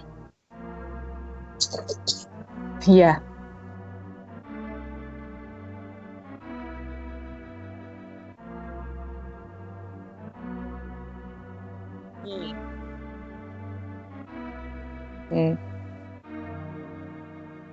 I never imagined a boy like you could give me so much trouble. That's like a pop song right there. This is such a Taylor Swift song right now. Ganon is really Taylor Swift. Spoiler alert.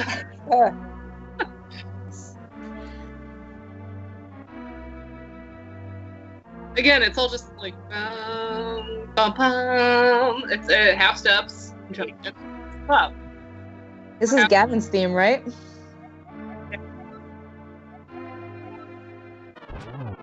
Right. Yeah, man.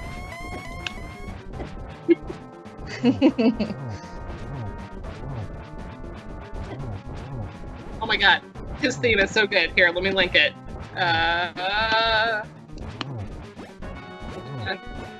Oh yeah, this is so good.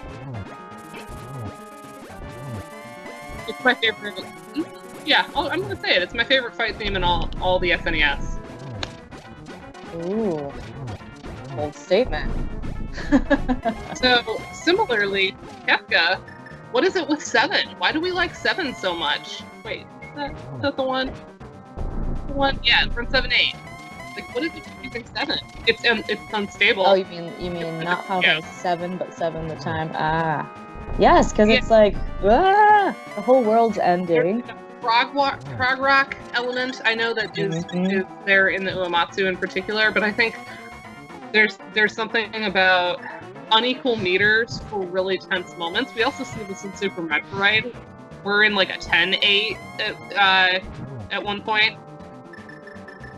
In the Ripley, is that who I'm thinking of? Ridley. that you fight at the beginning. It has that same constant motion happening, but it's a slightly unequal meter, and the grouping is a little weird, and it sort of throws me.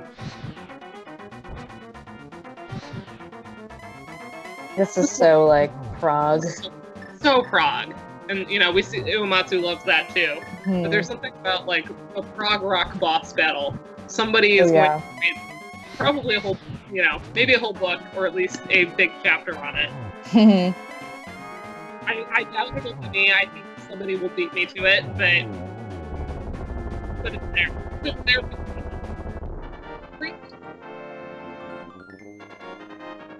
I think Dominic's gonna write that chapter book. Yeah, go book for it. chapter. Or my dad, I don't know. He knows a lot about prog rock.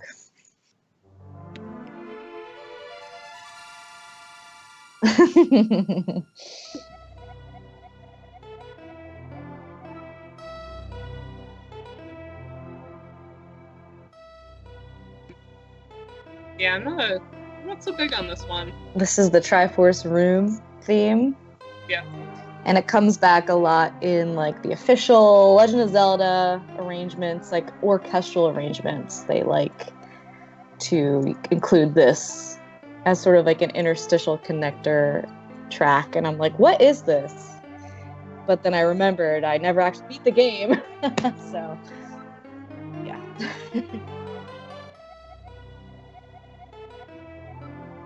I think the like official 25th anniversary Zelda medley like begins with this and has like a kind of ending that's similar to this before the main game. Right. Yeah.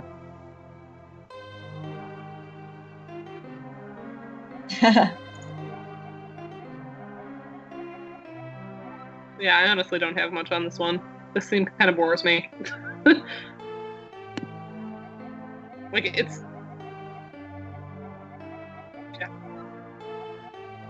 Yeah. I think the pixel art in this room is stunning.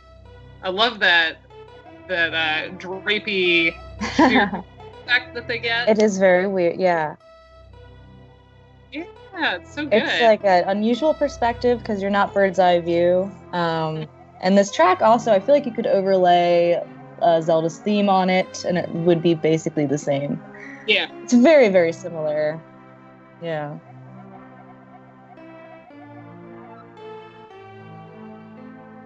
Applied to Triforce.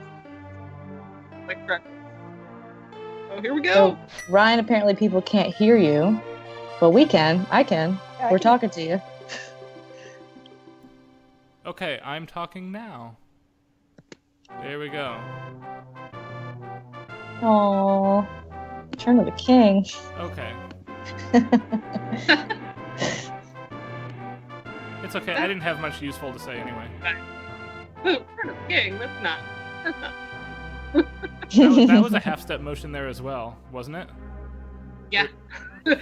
Literally throw a dart at a piece in this, and there's prominent use. Like, you know, it's one thing to be like, oh, there's a lot of half steps. Like, I think it's so prominently featured. That's the only reason I'm making such a bold thesis statement here. Yeah. You know, like, you can kind of, like, a lot of times when you're looking at tropes and stuff, you can kind of make things fit how Right. you want. That's something you really have to be careful of, like, wanting to see and hear things a certain way. Mhm. But, Mhm. yeah, there's a really good case for the half-step concept here. He doesn't look like he made a friend. No, it looks like bullying to Your me. uncle recovers. Oops, sorry York. about that. I clicked the wrong button. That's okay. I've actually never seen this. Why the game? It's the ending. I've never There's beaten a it, and I lot never of watched the ending. marches that happen as ending themes. I don't know why that is. Yes, that's a very big trope. It's the whole like Final Fantasy themes of March. Totally related to fanfares, I think. Celebratory fanfares. Yeah. It's just like outpouring of that. Yeah, like sort of like the pomp and circumstance of like your game. These guys are so weird. Yeah, they are weird.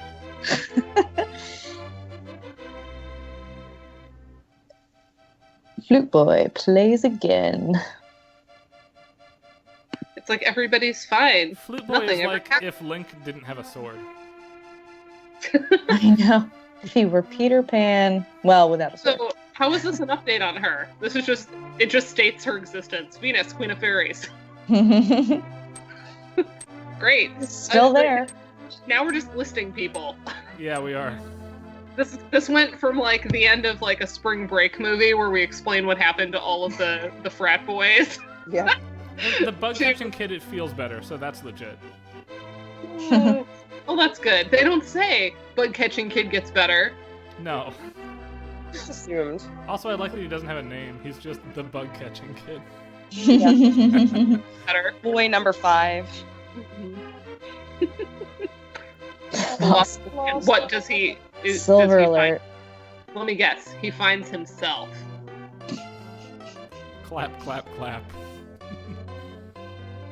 He's off to the He's off future to in the front Tower of Trigger. Hera. It's like he's just gonna go live in the tower now that you've moved all the monsters away. Oh yeah. Did you give him your hammer to like hit those blocks on the other side of the bridge? Yeah, I guess he's just gonna be stuck there forever. Or you could just climb over it. I don't know why that's not an option. They're not tall. Right. This sequence right here is actually important because it's this moment is why the ending to Ocarina of Time is the way it is. That they have to put the sword back. That tradition starts here. But it becomes more important in subsequent games. Forever though. Like really? Come on, guys. It's not gonna sleep forever. Forever! It's like saying that it's the final fantasy. It's not. Oh, do we want to get into Zelda timeline theory in this? Oh god. Shoot me in the head. Go ahead. What do you have to say? By Hyrule Historia. That's what I have to say. I have it somewhere, like over here. I'm looking for it. I've got it in a It's box somewhere. I haven't complicated. unpacked my books yet. It's like my coffee table I book. think there are some times where connections make sense. Like, Wind Waker obviously takes place in a timeline where the hero of time doesn't show up and Ganon rules the world. That's why Hyrule is all flooded. Similarly, the Oracle games, at the end of, if you finish both games linked and actually fight Ganon, he sails off for home in a raft that later crashes at the beginning of Link's Awakening, and it's pretty clear that's the intent. Right. Yeah. But as far as the grand timeline theory, I don't buy it. Who cares? Small connections between games are awesome. And I will say the single greatest moment in the Zelda franchise for me personally was going under the ocean in Wind Waker only to find the Hyrule of Ocarina of Time there preserved. That was just incredible. That's cool.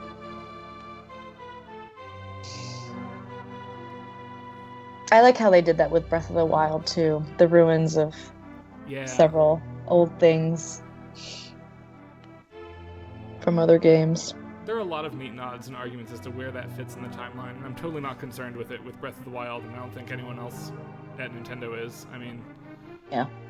it's just a Zelda game.